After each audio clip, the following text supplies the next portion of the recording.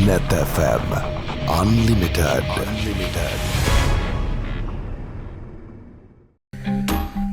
හොඳයි සුබ සන්ධ්‍යාවක් සුපුරුදු බදාද Net FM Unlimited දේශපාලන සංවාදය නිරෝධායන ඇදිරි නීතිය මැද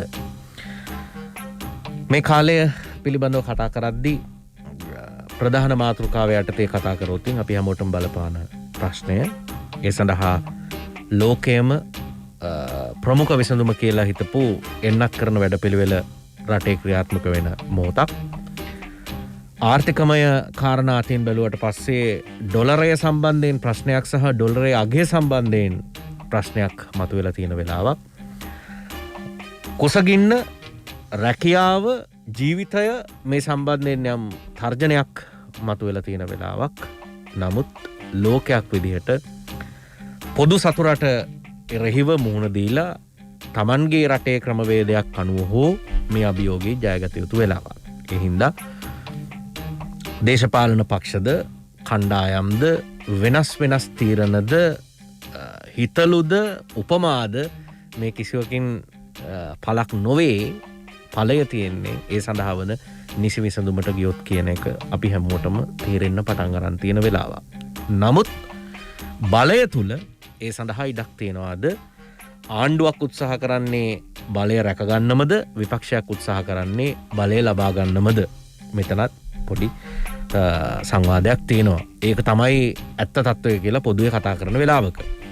කොමුණත් අද විපක්ෂයෙන් මේ වර්තමාන තත්ත්වය පිළිබඳව දේශපාලන හඩක් මතු කරන්න සංවාදයක් ගොඩනගන්න අපි ආරාධනා කළා. සමගි ජනබලවේගයේ නියෝජ්‍ය ජාතික සංවිධායක කුරුණෑගල දිස්ත්‍රික් පාර්ලිමේන්තු මන්ත්‍රී ජේ.සී.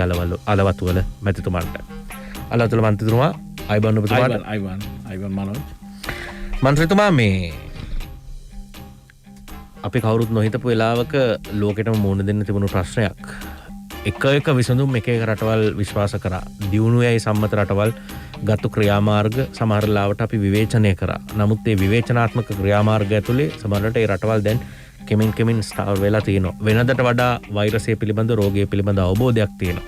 ප්‍රතිශක්ති කරන එන්නත් හදාගෙන තියෙනවා. ලෝකයේ පුරා දැන් ඒවා බෙදා හරිමින් ඉන්නවා සහ අපේ රටෙත් එන්නත් ලබා ගනිමින් ඉන්නවා. අද වෙනකොට ලක්ෂ 81කට වැඩි පිරිසක් එන්නත් දෙකම ලබාගෙන ඒ අතින් බැලුවට පස්සේ මේ සඳහා මේ මොහොතේ තියෙන එකම විසඳුමට රට සාර්ථකව මුහුණ දෙමින් ඉන්න වෙලාවක් කියලා කිව්වොත් විපක්ෂය ඒක අනුමත කරනවද? මනෝජ් එක පැත්තකින් එන්නත් කරන්නේ ඇත්තටම හොඳ දේවල් තියෙනවා. ඒ වගේම මේ එන්නත් කරණය සම්බන්ධයෙන් ලෝකය මේ එන්නත් කරන්නේ ආරම්භයේදීම අපි රටේ විශේෂයෙන් පාර්ලිමේන්තු තුල හඬක් නැගුවා මේක කඩිනමින් අපේ ලංකාවේ පුරවැසියන්ට ලබා දෙන්න අවශ්‍ය වැඩපිළිවෙල ක්‍රියාත්මක කරන්න ඕනි කියලා. හැබැයි මුල් අවස්ථාවේ රජය මේ එන්නත් කරණය ගැන ලොකු විශ්වාසයක් තිබුණේ නැහැ. අපි දැක්කා රජය නොයෙකුත් බෙහෙත් අත්අදා බලමින් ඉන්නවා. එක වෙලාවක අපි දැක්කා පැණි වර්ග ගණනාවක් පානය කරන්න ඒ සම්බන්ධයෙන් විශාල අනුග්‍රහයක් රජයේ මන්ත්‍රීතුමාලා ඇමතිතුමාලා පාර්ලිමේන්තුවට ගෙනල්ලා ලබා දුන්නා. අපි මාධ්‍ය තුල දැක්කා. ඒ වගේම මුට්ටි ගිහිල්ලා ගඟවල් වලට දැම්මා. මේ ක්‍රියාවලියල් කරන එක වැරදි කියලා අපි කියනවා නෙවෙයි. නමුත් ඒවා මත විශ්වාස කරගෙන එන්නත් කරන්නේ මාස ගාණක් ප්‍රමාද වුණා. ඉතින් ඒ ප්‍රමාදීම තුල අද අපිට ඒකේ වන්දි විපාක ඵල විපාක ගෙවන්න වෙලා තියෙනවා. ලෝකේ මේ වෙනකොට ජන අනුපාතය අනුව බැලුවාම මේ අද දිනේ ඊයේ දිනේ ගත්තාම අපි තමයි ඉහළින්ම මරණ සංඛ්‍යාව සිදු වෙලා තියෙන. ඒ කියන්නේ ලක්ෂ 10කට ප්‍රමාණය ගත්තාම 8.5ක වගේ ප්‍රමාණයක්.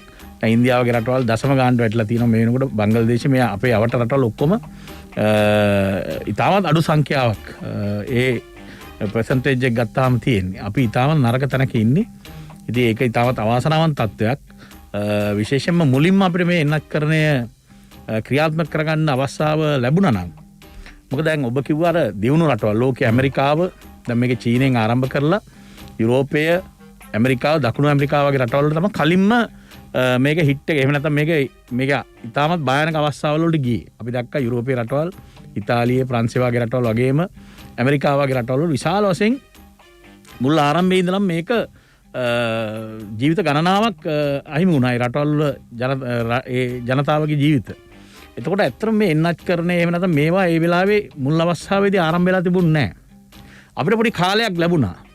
මේ දකුණේ ආසියාවට විශේෂයෙන්ම ලංකාවට අපිට පළවෙනි වටේ දෙවෙනි වටේ ගිහිල්ලා ඇත්තටම අවුරුද්දක වාගේ කාලයක් අපිට ලැබුණා. මොකද අපිට මේකෙන් ආරක්ෂා වෙන්න හොඳ අවස්ථාවක් දීලා තිබුණා. හැබැයි අපේ සූදානම ප්‍රමාද වීම නිසා තමයි මොකද එන්නත් කරන්නේ ඒ වෙනකොට ඊටාම කඩිනමින් ලෝකේ රටවල් වල ගණනාවක මේක හොයාගත්තා.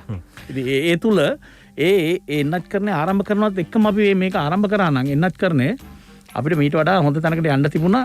මොකද අද මරණ වලින් අපි බලන්න මනෝජ් මේ මැරෙන විශාල පිරිසක් 100ට ඒ කියන්නේ දැන් මැරෙන සංඛ්‍යාවෙන් 85ක් විතර මැරෙන්නේ 60ට වැඩි අය. වයස 60ට වැඩි අය. ඒතර ලෝක සෞඛ්‍ය සංවිධානයේ පළවෙනිම එන්නත් ලබා දීමේදී නිර්ණායකයක් හැටියට දීලා තිබුණා මේ 60ට වැඩි අයට එන්නත් කරන්නේ කරන්න කියලා. දැන් ඔබ අහුව මගෙන් මේ එන්නත් කරන්නේ හොඳට යනවා නේද කියලා. ඔව් අපි දකිනවා එන්නත් කරන්නේ දෛනිකව සිදු කරනවා. නමුත් අපි මොකද්ද කරේ? ලෝක සෞඛ්‍ය සංවිධානය සහ විශේෂඥ වෛද්‍යතුමල්ලා 60ට වැඩි අයට ප්‍රථමයෙන් එන්නත් ලබා දෙන්න කියද්දී අපි දුන්නේ 30යි 60යි අතර අයට පළවෙනි වටේදී. ඉතින් ඒකෙන් අද මොකද්ද වෙලා තියෙන්නේ? මේ 60ට වැඩි විශාල පිරිසක් අපේ ජ්‍යෙෂ්ඨ පුරවැසියන් අද ජීවිත සාක්ෂියට පත් වෙන තැනට අවිල්ලා තියෙනවා. දැන් මේවා ඒ කියන්නේ මීට කලින් අත්දැකීම් නැතුව ගන්න තීන්දුවනේ. කොවිඩ් වගේ තත්ත්වයක් ගැන තීන්දුව ගන්න අවස්ථාවක් තිබුණේ නැහැ. මේවා මොකක් හරි තර්කයක් මත පදනම් වෙලා ගන්නෙ. ඔබට මතකයි කොවැක්ස් පහසුකම යටතේ මුලින්ම ආපු එන්නත් ඔගේ 60ට වැඩි අයට දෙන්න කියලා කිව්වා. මුලින් ලංකාව මිලදී ගත්තු එන්නත් ඔගේ පරිත්‍යාග විදියට ලැබුණු එන්නත් වලිනුත් කොටසක් 60ට වැඩි අයට දෙන්න කියලා කිව්වා. ඊට පස්සේ බස්නාහිර පළාත කොළඹ ආශ්‍රිතව රෝගීන් වැඩි වෙන්න පටන් ගත්තා. එතකොට වැඩිපුර ප්‍රධාන නගරවලට සේන්දු වෙන තරුණ ජනතාව 30ත් 60ත් අතර ජනතාව වැඩි වශයෙන් එන හින්දා ඒ අයට බස්නාහිර පළාත කේන්ද්‍ර කරගෙන එන්නත් වැඩසටහන කරලා කොළඹ ව්‍යාප්තියට මොනවද කරන්න පුළුවන් කියලා පොඩි උත්සාහයක් කරගත්තා. මේවා මේක මර්ධනය කරන්න කලින් අත්දැකීම් නැතුව ගන්න තීන්දුවනේ. ඒ කියන්නේ දැන් අපි ඉලක්කම් කියනවට වඩා ඒ ගත්තු තීන්දුවේ හිතපු විදිය වැරදිද? අලවතුල මම පැහැදිලිවම මනෝජ් දැන් මෙහෙම බැලුවොත් අපි මනෝජ් දැන් මෙහෙමයි අපිට කියන්න බෑ අපිට අත්දැකීම් නැහැ කියලා ඒ වෙනකොට කොවිඩ් දැන් ලෝකෙට ඇවිල්ලා අවුරුදු දෙකක්.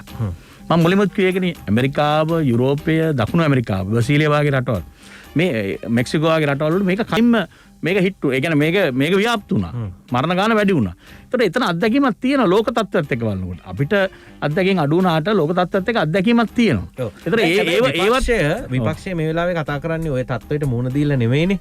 ඒ කියන්නේ Emmanuel Macron fail, Donald Trump fail, Boris Johnson fail. දැන් ඔබතුමාලා කියන විදිහට අපේ රටත් මේ ආණ්ඩුවත් ෆේල්. ඒ කියන්නේ ඕක වෙනස් වෙන්න තිබුණාද?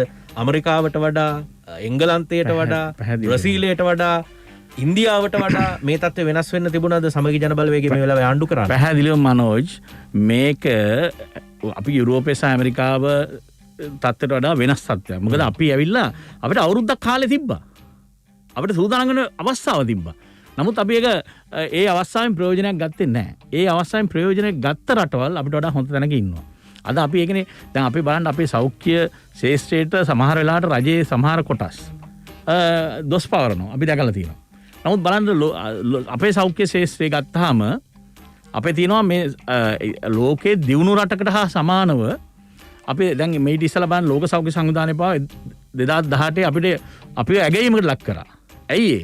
අපේ ලදරු මරණ ඒ වගේම උපතේදී මව්වරුන්ගේ මරණ මේ ඔක්කොම ලෝකයේ දියුණු රටක හා සමානව තියෙනවා. ඒ දක්ෂකම් පෙන්නලා තියෙන අපේ සෞඛ්‍ය අංශයනේ. ඇයි මේ කොරෝනා වලදී විතරක් එහෙනම් මේ අපි පස්සට ගිහිල්ලා තියෙන්නේ? ඒකට එක හේතුවක් තියෙනවා.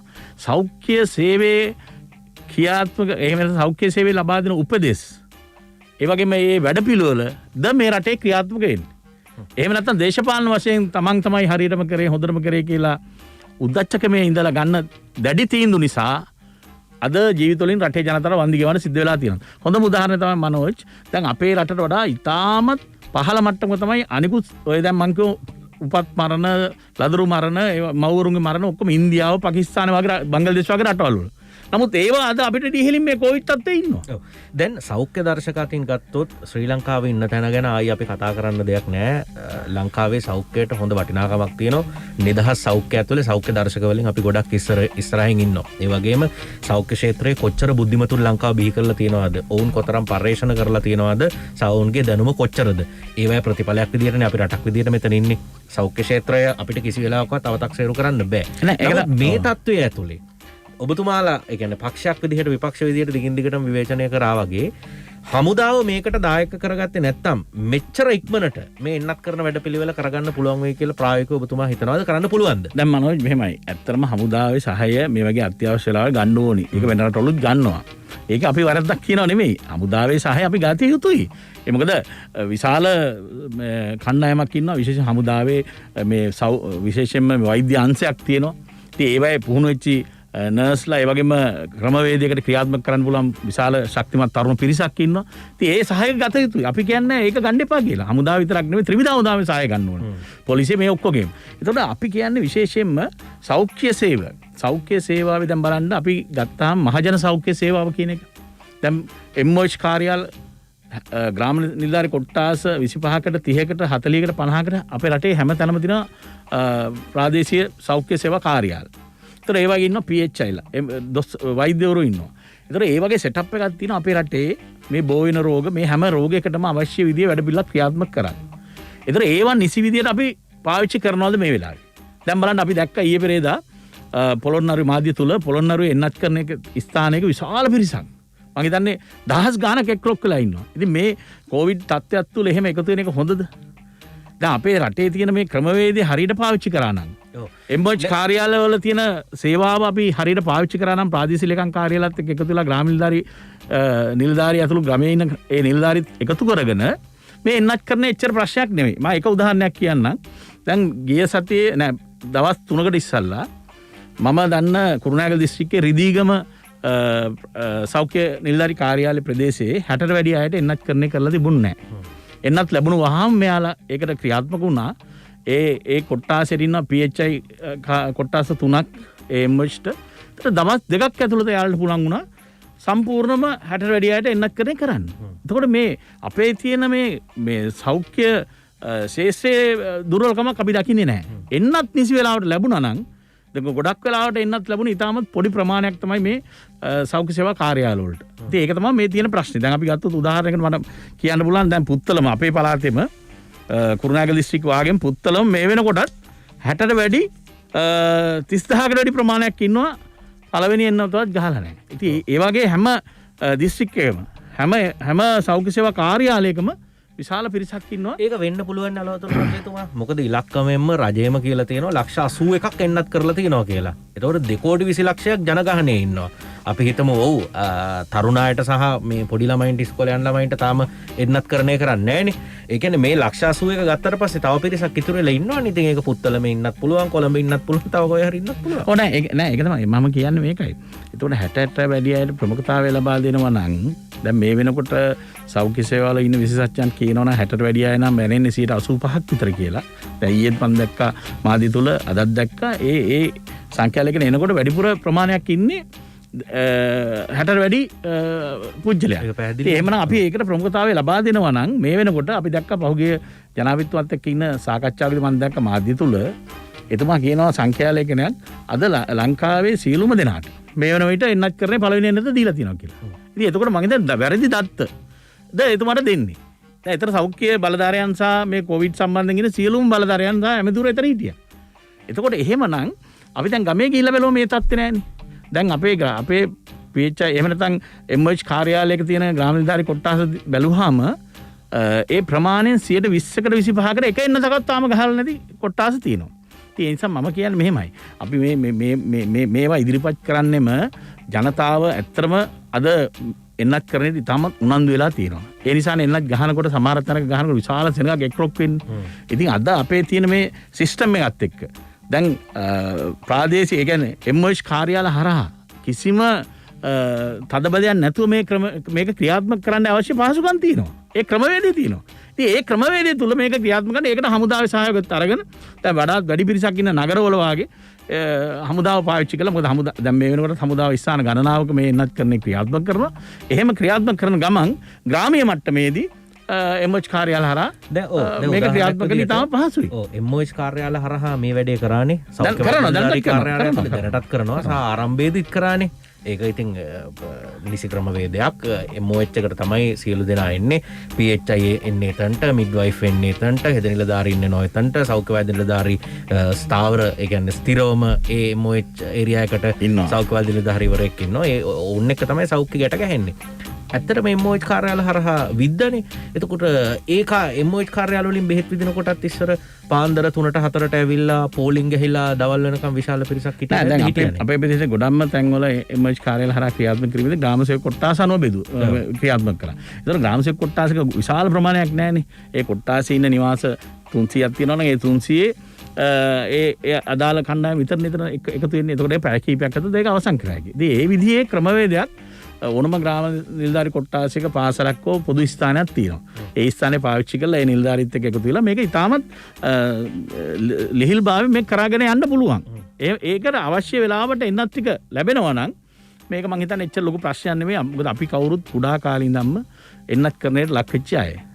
ඒ ඔක්කොම මේ සෞඛ්‍ය අංශයෙන් එදා ඉතාම සාර්ථකව ක්‍රියාත්මක කරලා තියෙනවා. ඒ නිසා අපි පැහැදිලිවම කියනවා රජයට ජනතාව ගොඩක් එක්රොක් කරගෙන මේ කොවිඩ් තත්ත්වය තවත් උස්සන්න කරන විදිහට එන්නත් කරනයක් ක්‍රියාත්මක කිරීමෙන් මං හිතන්නේ ප්‍රතිඵල ගන්න අපිට අමාරුයි. ඔව්. ඒ කියන්නේ ඔබතුමා දැන් නියෝජනය කරන්නේ සමගි ජන බලවේගයනේ. මේ මොහොතේ සමගි ජන බලවේග ආණ්ඩුවක් තිබුණා නම් ඔබතුමාලා සෞඛ්‍ය කාර්ය මණ්ඩලය එක්කාසු කරගෙන මේ වැඩේ පිළිවෙලකට කරනවා. එතකොට ආරක්ෂක අංශ වලට ඔවුන්ගේ වැඩේ කරන්න දීලා ඔවුන් මේ වැඩේට දායක කරගන්නේ නැහැ. සෞඛ්‍ය කාර්ය මණ්ඩලයට වැඩේ කරනවා. නෑ ආරක්ෂක අංශ දායක කරගන්නේ නැහැ කියලා නෙමෙයි මං කියන්නේ.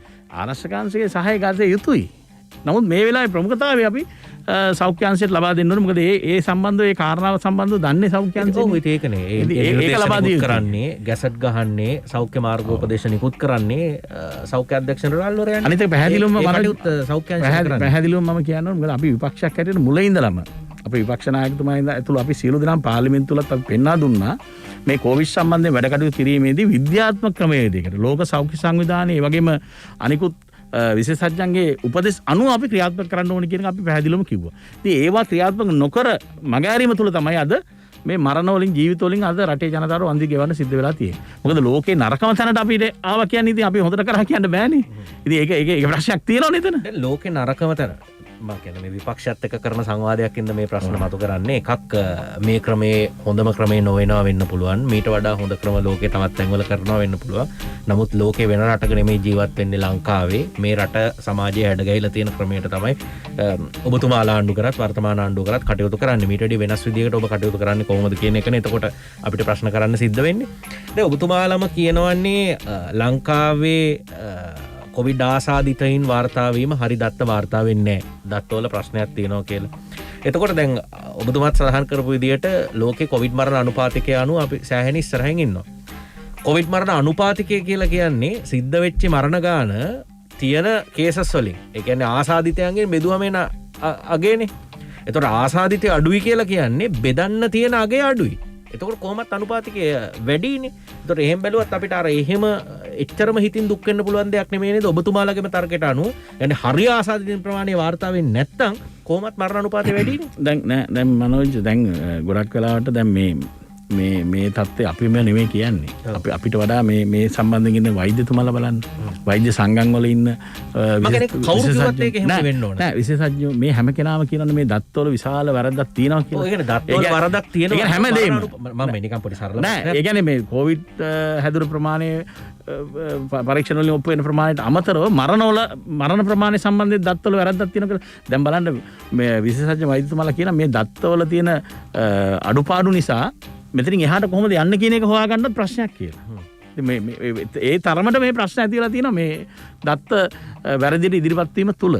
ඒ නිසා මේ ඔන්න ගිය සතියේම ඔය පුටුවේ වාඩි වුණේ අපේ රටේ අලුත් සෞඛ්‍ය ඇමතිවරයා කේලිය රඹුක්කල්ල ඇමතුමා. එතුමාම කියනවා එක පුද්ගලයෙක් මට හරියට මතක නෑ එක්ක වෙඩි වැදිලා හරි අනතුරකින් හරි මේ යනවා. ඔහුගේ මරණයට හේතුව අනතුරක්. නමුත් ඔහුට කොවිඩ් PCR එකක් කරා මැරුණාට පස්සේ. PCR positive. එතකොට ඒක වැටෙන්නේ කොවිඩ් මරණයක් විදියට. ඒ කියන්නේ සාමාන්‍ය මරණ වගේම ඒවත් කොවිඩ් මරණ අතරට ඇතුළත් වෙලා තියෙනවානේ. වැඩිපුරම ප්‍රශ්නේ තියෙන්නේ මරණ සම්බන්ධයේ අගේ නෙමෙයි කේසස්. ඒ කියන්නේ ආසාදිතයෝ සම්බන්ධ ඉලක්කමේ නේද ප්‍රශ්නේ තියෙන්නේ. නෑ ඒ කාරණා දෙක තුනේම තියෙන ප්‍රශ්නේ. ඒ එකක විතරක් නෙමෙයි. මේ හැම මොකද මේ වෛද්‍යතුමාලා කියන විදිහට විශේෂඥයෝ කියන විදිහට මොකද මේ සෞඛ්‍ය දෙපාර්තමේන්තුවම වැඩ කරන අයනේ. එයාලා කියන විදිහට මේ තොරතුරු හරි තොරතුරු එන්නේ නැහැ කියන එක දැන් මම හිතන්නේ නියෝජ්‍ය සෞඛ්‍ය සේවා අධ්‍යක්ෂතුමා පාව පිළියරන් තියෙනවා. සමහර තැන්වලදී අඩුපාඩු සිදු වෙලා තියෙනවා කියලා. ඉතින් මේ තොරතුරුත් ඇත්තටම හරියට ලබා ගන්න පුළුවන් නම් මේ ලබා ගන්න බැරි වෙන්න විදිහක් නැහැනේ. දැන් මේ අපේ රටේ තියෙන සෙටප් එක අනුව මේවා ඔක්කොම ලබා ගන්න පුළුවන්.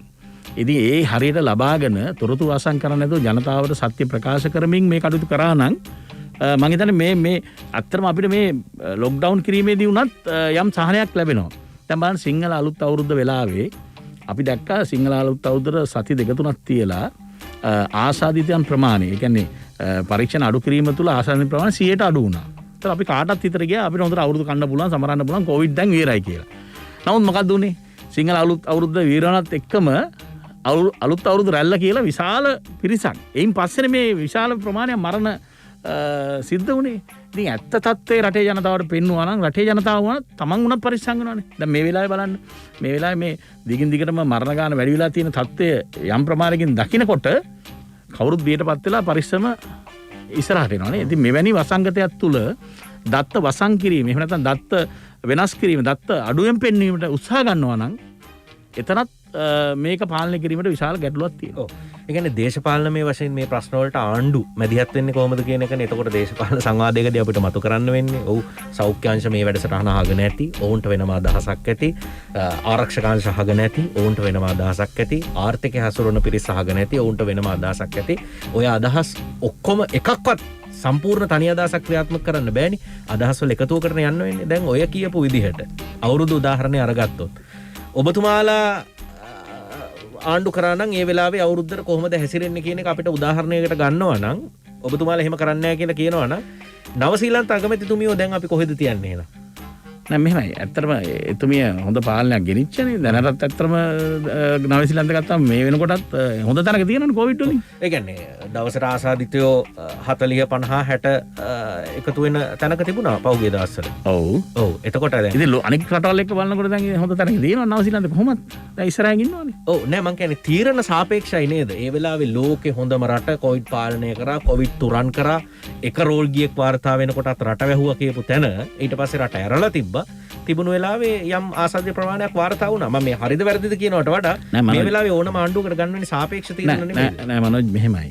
මේකදී මෙවැනි වසංගතයකදී අපිම හරි කියලා හැමදේම කරන්න උත්සාහ ගත්තොත් මෙතන ප්‍රශ්න ගොඩක් ඇති වෙනවා. දැන් ගොඩක් වෙලාට අපේ පාලකයෝ Taman ගත්ත තීන්දුව වල ස්ථාවර ඉන්නවනේ ඒක වෙනස් කරන්න නැතුව නම්මශීලී වෙන්න එපා. විශේෂයෙන්ම විශේෂඥක උපදෙස් අපි අහන්න එපා. මොකද මේ වෙන දෙයකදී ප්‍රශ්නයක් නෑ ගොඩක් වෙලාවට. මෙවැනි රෝගයකදී මෙවැනි වසංගතයකදී අපි මේ උපදෙස් ඇහුවේ නැත්නම් කාටද ඒකෙන් වන්දි ගෙවන්න වෙන්නේ? රටේ ජනතාවට ජීවිතවලින් වන්දි ගෙවන්න වෙලා තියෙන්නේ. ජීවිතයකින් වන්දි ගෙවනවා කියන ලේසි වැඩක් නෙවෙයිනේ. දැන් බලන්න මේ වෙනකොට 9000ට වඩා එහා ගිහිල්ලානේ අපි. ඉතින් එතකොට අපි කවුරුත් බලාපොරොත්තු වෙන පක්ෂ දේශපාලනයේ පැත්තක තියමුකෝ. අපි කවුරුත් බලාපොරොත්තු වෙන්නේ මේ ජීවිත ආරක්ෂා කරගන්නනේ. එහෙමනම් මේ යන විදිහට දැන් මේ වෙලාවේ බලන්න රට කොච්චර අමාරුද වැහුවේ. විශේෂඥයෝ සියලු දෙනාම කිව්වා මේක වහන්න ඕනේ කියලා. ලෝක සෞඛ්‍ය සංවිධානය පෙන්නුවා. ඒතර ඒ ගොඩක් කියද්දි තව කල් අරන්නේ වැහුවේ. ප්‍රමාද වෙලානේ. එතකොට මෙන්න මේකයි මේතර තියෙන ගැටලුව. මේ තීරණ ගැනීමේදී දේශපාලඥයෝ හැටියට රටේ පාලකයෝ හැටියට රටේ ජන සංවේදී වෙන්න ඕනි රටේ ජනතාවගේ ජීවිත සම්බන්ධයෙන්. රට පාලනය කරන ආර්ථික ප්‍රශ්න තියෙන්න පුළුවන්. ඒවා ගැන ඒවා වුණත් කළමනාකරණය කරගත්තේ නැති හින්දානේ මේ ගැටලු ගොඩක් ඇවිල්ලා තියෙන්නේ. ඒ නිසා අපි රටේ ජනතාවගේ ජීවිත ආරක්ෂා කරන එක තමයි ඉතාමත් වැදගත්. ඔව්. ආර්ථිකයයි සෞඛ්‍යයයි මෙතන දෙකම මේ එකට ඈඳෙනවනේ. දැන් මහමැතිවරණයේ තිබ්බේ කොවිඩ් පටන් ගත්තු මුල් කාල සීමාව ඇතුලේ ජනාධිපතිවරයා බලයට පත් වෙලා ඉතා කෙටි කාලෙකින් මේ අර්බුදයට මුහුණ දෙන්න සිද්ධ වුණා. ඊට කලින් ආණ්ඩු කරේ ඔබතුමාලා. එහෙමනම් ආර්ථිකය ගැන හිතනවට වඩා කියලා ඔබතුමාලා කියනවා නම් ඔබතුමාලා සෑහීමකට පත් වෙනවද ඔබතුමාලා ඒ වෙලාවේ රටේ ඇති කරලා ගිය ආර්ථික තත්ත්වය පිළිබඳව? ඔව් ඇත්තටම අපි 2015 අපි බලය ගන්නකොට සමගි ජනබල මේ සමගි ජනබලනේ මේ යහපාලන රජය ඉතාමත් භයානක තැනක අපේ රටේ ආර්ථිකය තිබුණේ. අපේ රටේ ආර්ථිකයේ භයානක තැනක විතරක් නෙවෙයි අපිට අපිව බිත්තියට හේතු කරලා තිබුණේ මානව හිමිකම් හා සම්බන්ධ ප්‍රශ්න ගණනාවක් එක්ක. අපිට GSP+ කියන බදු සහනය අපිට නැති වෙලා තිබුණා. ඒ වගේම දීවරයන්ට දෙන මත්ස්‍ය ඒ කියන්නේ දීවර මත්ස්‍යයන්ට යුරෝපයේ දීලා තිබුණේ බදු සහන නැතිලා තිබුණා. ඒවැනි කාරණා ගණනාවක් එක්ක අපිට ඒ වෙලාවේ ඇත්තටම රාජපක්ෂ මැතිතුමා මැතිවරණ වේදිකාවේදී මොකක්ද කිව්වේ? මාව විදුලි පුටියට අරන් යනවා කියලා කිව්වේ. මොකද ඒ තැනට එනකන් අපේ රටට සම්බාධක වැටෙන්න ඕන්න මෙන්න තැනක තිබුණේ. එහෙම ආණ්ඩුවක් අපි බාරගත්තා. අපි ආරාරගෙන ටික කාලෙකදී අපිට පුළුවන් වුණා ලෝකයේ සියලු දෙනා මිත්‍ර කරගෙන අපිට GSP+ නැවත ලබාගෙන අවුරුදු ගණනාවකට පස්සේ ඒ ලබාගෙන ඒ වගේ ඒ විතරක් නෙවෙයි අපිට පුළුවන් වුණා නැවත වතාවක් අපේ රට විශේෂයෙන්ම සංචාරක ව්‍යාපාරයට ලෝකේ හොඳම ගමනාන්තය දක්වා ගේන්න. අපිට පුළුවන් වුණා එවැනි වැඩ කටයුතු ගණනාවක් ක්‍රියාත්මක කරන්න. රාජ්‍ය සේවකයන් වැටුප විශේෂයෙන්ම 2015 ඉඳලා 2020 වෙනකොට මූලික වැටුප 107.5කින් ඒ කියන්නේ මූලික වැටුප දෙගුණයකට එහා ගිහිල්ලා වැඩි කරන්න අපිට පුළුවන් වුණා. රුපියල් 10000 අපි දීලා තියෙනවා. ඒ කියන්නේ මේ වෙලාවේ ඒක සතුටට කාරණයක් වුණාට හිත යටින් ඒ ආණ්ඩුව ඒ කාලේ දුක් වුණා. ඒ මුදල වැඩි කරන්න වෙච්ච එක ආර්ථිකයට ලොකු බලපෑමක් කියලා. නෑ ඒක අපි දැන් මම ඒ වෙලාවේ රාජ්‍ය අමාත්‍යවරයා සුදේශ කටයුතු මමත් ඒ කමිටුවේ සහභාගී වුණා. ඉතින් ඒක ඒ වැඩි කිරීම ගැන අපි සතුටුයි. මොකද රාජ්‍ය නිලධාරීන්ට ඒවැ ප්‍රතිඵල විදියට තමයි ඒ කියන්නේ අපේ කලාපයේ ආර්ථික වර්ධන වේගය අනුව බැලුවට පස්සේ අන්තිම කාලේ ඇෆ්ගනිස්තානයේ විතරයි අපිට යටින් හිටියේ. නෑ මනෝජ් ඒ කියන්නේ මේ ඇත්තටම 2015 ඔය කියන කතාව ඔය මවාපෑමන්න ඔය කියන්නේ මහින්ද රාජපක්ෂ මහත්මයා තමන්ගේ මැතිවරණයේ අවුරුදු දෙකකට කලින්ම ගියයි. එතුමා දන්නවා මේ ආර්ථිකය කඩා වැටෙනවා. ඒ වගේම ලෝකෙන් අපිට බලපෑම් ගොඩක් ඇවිල්ලා තිබ්බා. අපිට විශේෂයෙන් මානව හිමිකම් හා සම්බන්ධ ප්‍රශ්න ගණනාවක් තිබ්බා. ඒවා ඔක්කොම බේරගෙන ගිහිල්ලා තමයි අපි එතනට ආවේ. ඉතින් අපි ජයග්‍රහණ ගොඩක් ගෙනල්ලා තියෙනවානේ. ඒ ජයග්‍රහණ ගෙනාවේ විශේෂයෙන්ම සංචාරක ව්‍යාපාරයේ හොඳම ගමනාන්තය දක්වා අපිට එන්න පුළුවන් වුණා කියන්නේ අපි ඇත්තටම අපිට බිලියන ගණනාවක් විදේශ විනිමය අපිට ඒකෙන් ලැබෙනවනේ. නමුත් අවාසනාවන්ත විදිහට පාස්කු ප්‍රහාරය සහ දින 51 ආණ්ඩුව වෙනස් වීම තුල අපිට ප්‍රශ්න ගණනාවක් ආවා.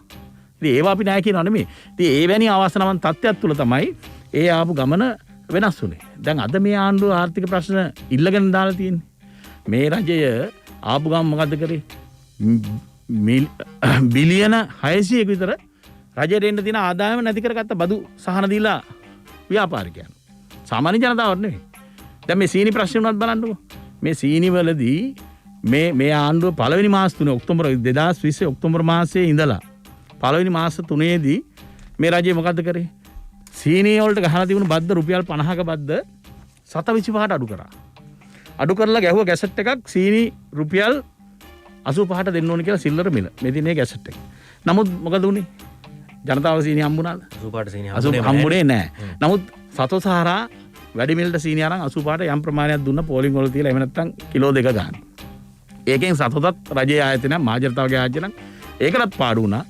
එතකොට මුදල් අමාත්‍යාංශ ලේකම්වරයා පාර්ලිමේන්තුවේ මුදල් කාරක සභාවට ඇවිල්ලා කිව්වා මේ මාස 3 ඇතුළත ඒ වෙලාවේ මාස 3ක් ඇතුළත අපිට අහිමි වෙලා තියෙන බදු ඒ කියන්නේ රුපියල් 50ේ බද්ද අහිමි වීම තුල අපිට අහිමි වෙලා තියෙනවා බිලියන 16ක්. කෝටි 1600ක්. ඒ මාස 3 ඇතුළත විතරක්. ඊට පස්සෙත් සීනි ගෙනාව බදු 175 බද්දට. ඒතර කෝටි ඒ ඔක්කොම ගණනය කරලා විශාල ප්‍රමාණයක් රජයට එන්න තියෙන මුදල්. ඒතකොට ඒ සහනේ ජනතාවට ගියෙත් නැහැ. රුපියල් 85ට ජනතාවට සීනි හම්බුනේත් නැහැ. දැන් මේ වෙනකොට 240යි සීනි. දැන් කුරුණෑගල ප්‍රදේශයේ අපේ ප්‍රදේශයේ 240 හැමතැනම ඒ තත්ත්වේ. එතකොට මේ 85ට ගෙනාපුවා තමයි 85ට විකුණන්න ගෙනාපු සීනි තමයි මේ තාම තියෙන්නේ. දැන් බලන්නකෝ මේ වෙනකොට මාධ්‍ය තුලින් අපි දකිනවා ගබඩාවල මෙට්‍රික් ටොන් ගණන් හංගලා තියෙනවා. ඉතින් රජයට මේවා අපි එදා කිව්වේ පාර්ලිමේන්තුවේදී. ඒ කියන්නේ 2020 ඔක්තෝබර් මාසයේ අපි කිව්වේ නොවැම්බර් මාසයේ වෙනකොට අපි කිව්වේ මේ බදු සහනේ ලබා දුන්න ජනතාවට මේ සහනේ ගියේ නැහැ. මුදල් අමාත්‍යාංශයට මෙච්චර මුදලක් ඒ වෙනකොට අහිමි වෙලා තිබ්බා. රටට භාණ්ඩාගාරයට කෝටි 1600ක්. එහෙනම් මේ ගැන පරීක්ෂණයක් තියන්න. මේ ගැන ව්‍යවහාරික පරීක්ෂණයක් තිබුණා නම් අද මේ තත්ත්වය උදා වෙන්නේ නැහැ. හැබැයි දැන් ඔබතුමාලා ඒ කියන්නේ ආණ්ඩුවට හිතවත් සමාගම් ආණ්ඩුවට සමීප ව්‍යාපාරිකයෝ ඒ හින්දා තමයි මේ සීනි තොග අල්ලන්නේ නැත්තේ වගේ තර්ක මතු කරානේ. දැන් අද වෙනකොට එහෙම ඇඟිල්ල දික් කරපු එක සමාගමක් පිරමිඩ් විල්ම සමාගමේ සීනි මෙට්‍රික් ටන් 6100ක් සීල් තියලා තියෙනවා. දැන් මනෝජ් මේ මෙට්‍රික් ටන් 6100 කියන්නේ මොකද්ද? ඒ කියන්නේ මේ නෑ ඒක තමයි එක තැනක එක ගබඩාවක්. අපි දැන් මේ සීනි වලට සහනේ දුන්නේ කවද්ද? 2020 ඔක්තෝබර් 23 වෙනිදා මේ ගැසට් එක මේ සීනි වල අයින් කරන බදු අයින් කරන ගැසට් එක ගැහුවේ. ඒතර දැන් මේ වෙනකොට අවුරුද්දකට ආසන්න කාලයක් නේ. ඒතර අවුරුද්දකට ආසන්න කාලයක් තුල රුපියල් 50ක බද්දක්, ඒ කියන්නේ රුපියල් 49.75ක බද්දක් නිදහස් වෙලා 7.5ක ලාභයක් රටේ ජනතාවට දෙන්නේ නැතුව ආණ්ඩුව ඒ වෙනකොට මාස 3ක කාලේ විතරක් කෝටි 1600ක් අහිමි කරගෙන දැන් මේ සීනි මෙට්‍රික් ටන් 7000ක් ඇල්ලගත්තා කියලා ඇති වැඩේ මොකද්ද? කෝටි ගාණක් මේ තමන්ගේ හිතවතුන් හම්බ කරලා විරනේ. රටේ ජනතාව දැන් සීනි රුපියල් 160ට 150ට ඊට පස්සේ එතනින් එහාට ගින් 240ට දැන් සීනි කනවානේ. දැන් සතෝසාරා සීනි ලබා දෙනවා කියලා කියනවා. ඊටම සුළු ප්‍රමාණයක් මේ රටේ නිෂ්පාදනය කරන ප්‍රමාණය. දැන් ඒව ගන්න ගින් පෝලිං වලද මේ කොරෝනා සත්‍ය තුල ඒකත් තව වර්ධනය වෙනවා. දෙන්න කිලෝ එකයි. සමහර තැන්වල දැන් කුරුණෑගල සතෝසර ගියාම සීනි නැහැ. පෝලිං වල ඉඳලා ගියාම සීනි නැහැ කියනවා. ඉතින් මේ පෝලිං යුගයක් නැවත ඇති කරලා මේ මොකද්ද මේ කරන්නේ? ඔව්. පැහැදිලිවම සීනි සම්බන්ධයෙන් ප්‍රශ්නයක් මේ වෙලාවේ තියෙනවා. මේ ඒකයි පොදුවේ කතා කරන්නේ ඔබ කිව්වා වගේ දැන් මනෝ සීනි විතරක් නෙමෙයිනේ. දැන් හාල් බලන්න. හාල් ප්‍රශ්නේදී බලන්න. දැන් අපි දැක්කා පාරිභෝගික අධිකාරියේ සභාපතිවරයා ගිහිල්ලා පිටකොට්ටු ඒ මුදලාලි කෙනෙකුට ඊටාම පරස වචනෙන් බැන වදිනවා බොහොම සැර කරනවා. නමුත් පොළොන්නරුවේ හාල් මුදලාලි ළඟට ගිහිල්ලා කතා කරේ කොහොමද? දැන් හාල් වලට ගැසට් කීයක් ගැහුවද? පාර්ලිමේන්තුවක් ආවද? රුපියල් 80ට තිබුණ හාල් දැන් 120න් එහානේ හැම එකම. දැන් අද මේ රටේ ජනතාව දැන් බලන්න මනෝජ් එක පැත්තකින් කොරෝනා වලින් පීඩාවටපත් වෙලා ජීවිතට බයේ ජීවත් වෙනවා. බොහොම අමාරු තැනක. ඒතර ආදායම් මාර්ග අහිමි වෙලා තියෙනවා. විශාල පිරිසකගේ. ඒතර භාණ්ඩ බිල බලන්න අද දෙතුන් ගුණයක් වැඩි වෙලා. ඒක දැන් අද පාරිභෝගික අධිකාරිය මේ වෙනකොට අසමත් වෙලා තියෙනවා කිසිම මිලක් කිසිම දෙයකට ඉස්සාවරව තියාගන්න. දැන් රිසිසේ මේ කණ්ඩායමක් එකතු වෙලා ඉඳගෙන මේ රටේ ජනතාව හූරා කනවා. ඉතින් අමාරු අවාසනාවන්ත අවස්ථාවක්. දැන් ඇන්ටිජන් කිට් එකෙන් උනත් දැන් බලන්නකො මේ දැන් මේ ලෝකේ ඕනම රටක මීට වඩා අඩුවට ඒවා කරගන්න අවස්ථාව තියෙනවනේ. ඉතින් එහෙම තියෙද්දි අපේ රටේ රුපියල් 2000කට එහා ගිය තැනක් අපි වියදම් කරන්න ඕනේ ඒකට. ඉතින් ඒ වගේ ඒකාධිකාරී හදලා දීලා තියෙනවනේ. දැන් මේවා හැම කෙනාටම හැම පාමිසිම ගන්න තිබ්බනම් රුපියල් 600කට 700කට මේක කරගන්න තිබ්බනේ. දැන් ලෝකේ අපි දැක්ක මාධ්‍ය තුල මේ යනවා විශේෂ විදේශ රටක විශ්වවිද්‍යාලයේ ශිෂ්‍යයන්ට ඒක ඕන තරම් ඒ කිට් අරන් ගිහිල්ලා උදේට එනකොට ක්ලාස් එකට එනකොට ඒක රිපෝට් එක පෙන්නන්න ඕනේ ක්ලාස් එක ඇතුල් කරගන්න ඕන. ඉතින් ඒ වගේ නොබිලේ මේක දෙන්න තිබුණ දෙයක් නේ. මොකද අපේ රටේ ඉතිහාසයේ දීර්ඝ කාලයක් නොබිලේ සෞඛ්‍ය සේවා තියෙන රටක්. මම කියන්නේ ඒක කරන්න අපි කොච්චර ශක්තිමත්ද කියන එක මම දන්නේ ඇත්තද නැත්තද කියලා. අබුඩාබි ඉඳලා ආපු කෙනෙක් මට හම්බුණා. වුන් කියනවා ඔව් වැක්සින් එක ගන්න කලින් මේ ඇඟේ තියෙන අනිත් රෝග ගැන සෞඛ්‍ය පරීක්ෂණයක් කරලා ඒකේ ප්‍රතිඵලය ඇවිල්ලා ඊට පැය 24කට පස්සේ තමයි ඉන්ජෙක්ෂන් එක ගන්නෙ. ඒකත් ගහන්නේ නොමිලේ පිළිවෙලකට ගිහිල්ලා ක්‍රමයකට ගහනවා කියලා. ලෝකේ විවිධ රටවල් විවිධ ක්‍රියාමාර්ග ගන්නවා ඇති. දැන් අපේ තත්ත්වෙත් එක අපිට එහෙම කරන්න පුළුවන් ද ඇත්තට? ඕක වෙන්නේ නැති ඔබතුමා කියන එක වෙන්නේ නැති හරිම ක්‍රමේ. ඒ කියන්නේ ඔබතුමාලා හිටියත් ඒක කරන්න පුළුවන්ද? එහෙම අපිට ස්ථාවර බවක් තියෙනවා. නෑ මෙහෙමයි. මේකෙදී අපි හිටියද මේ කවුරු හිටියද කියන එකට වඩා මනෝජ් දැන් මේකෙදී අපි දැන් බලනවා මේ දැන් සීනි කතාවම ගමුකෝ අපි.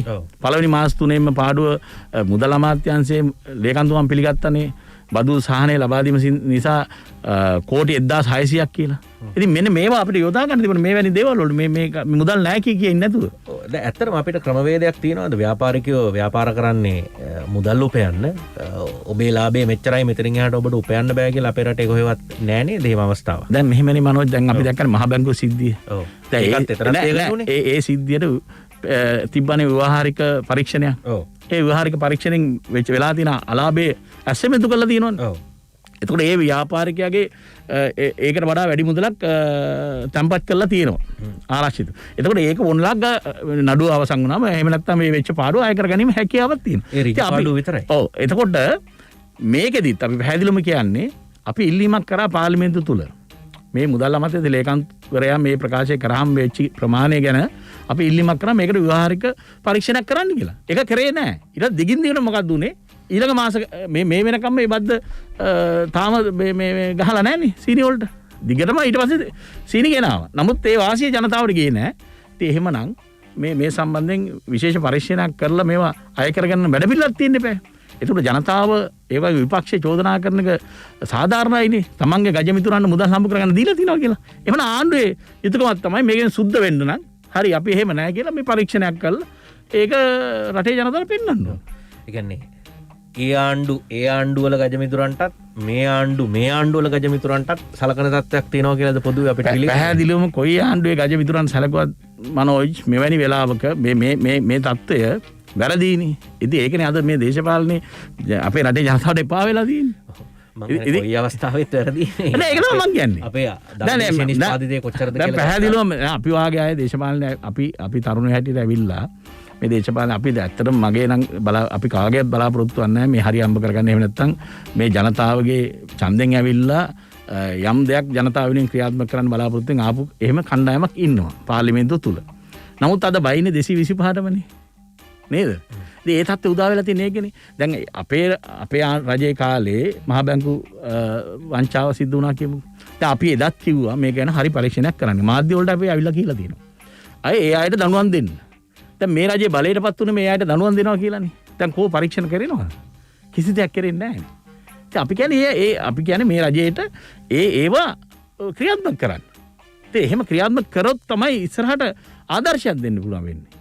ඉතින් අද ඇත්තට මොකද තත්ත්වය එහෙම නීති නැද්ද?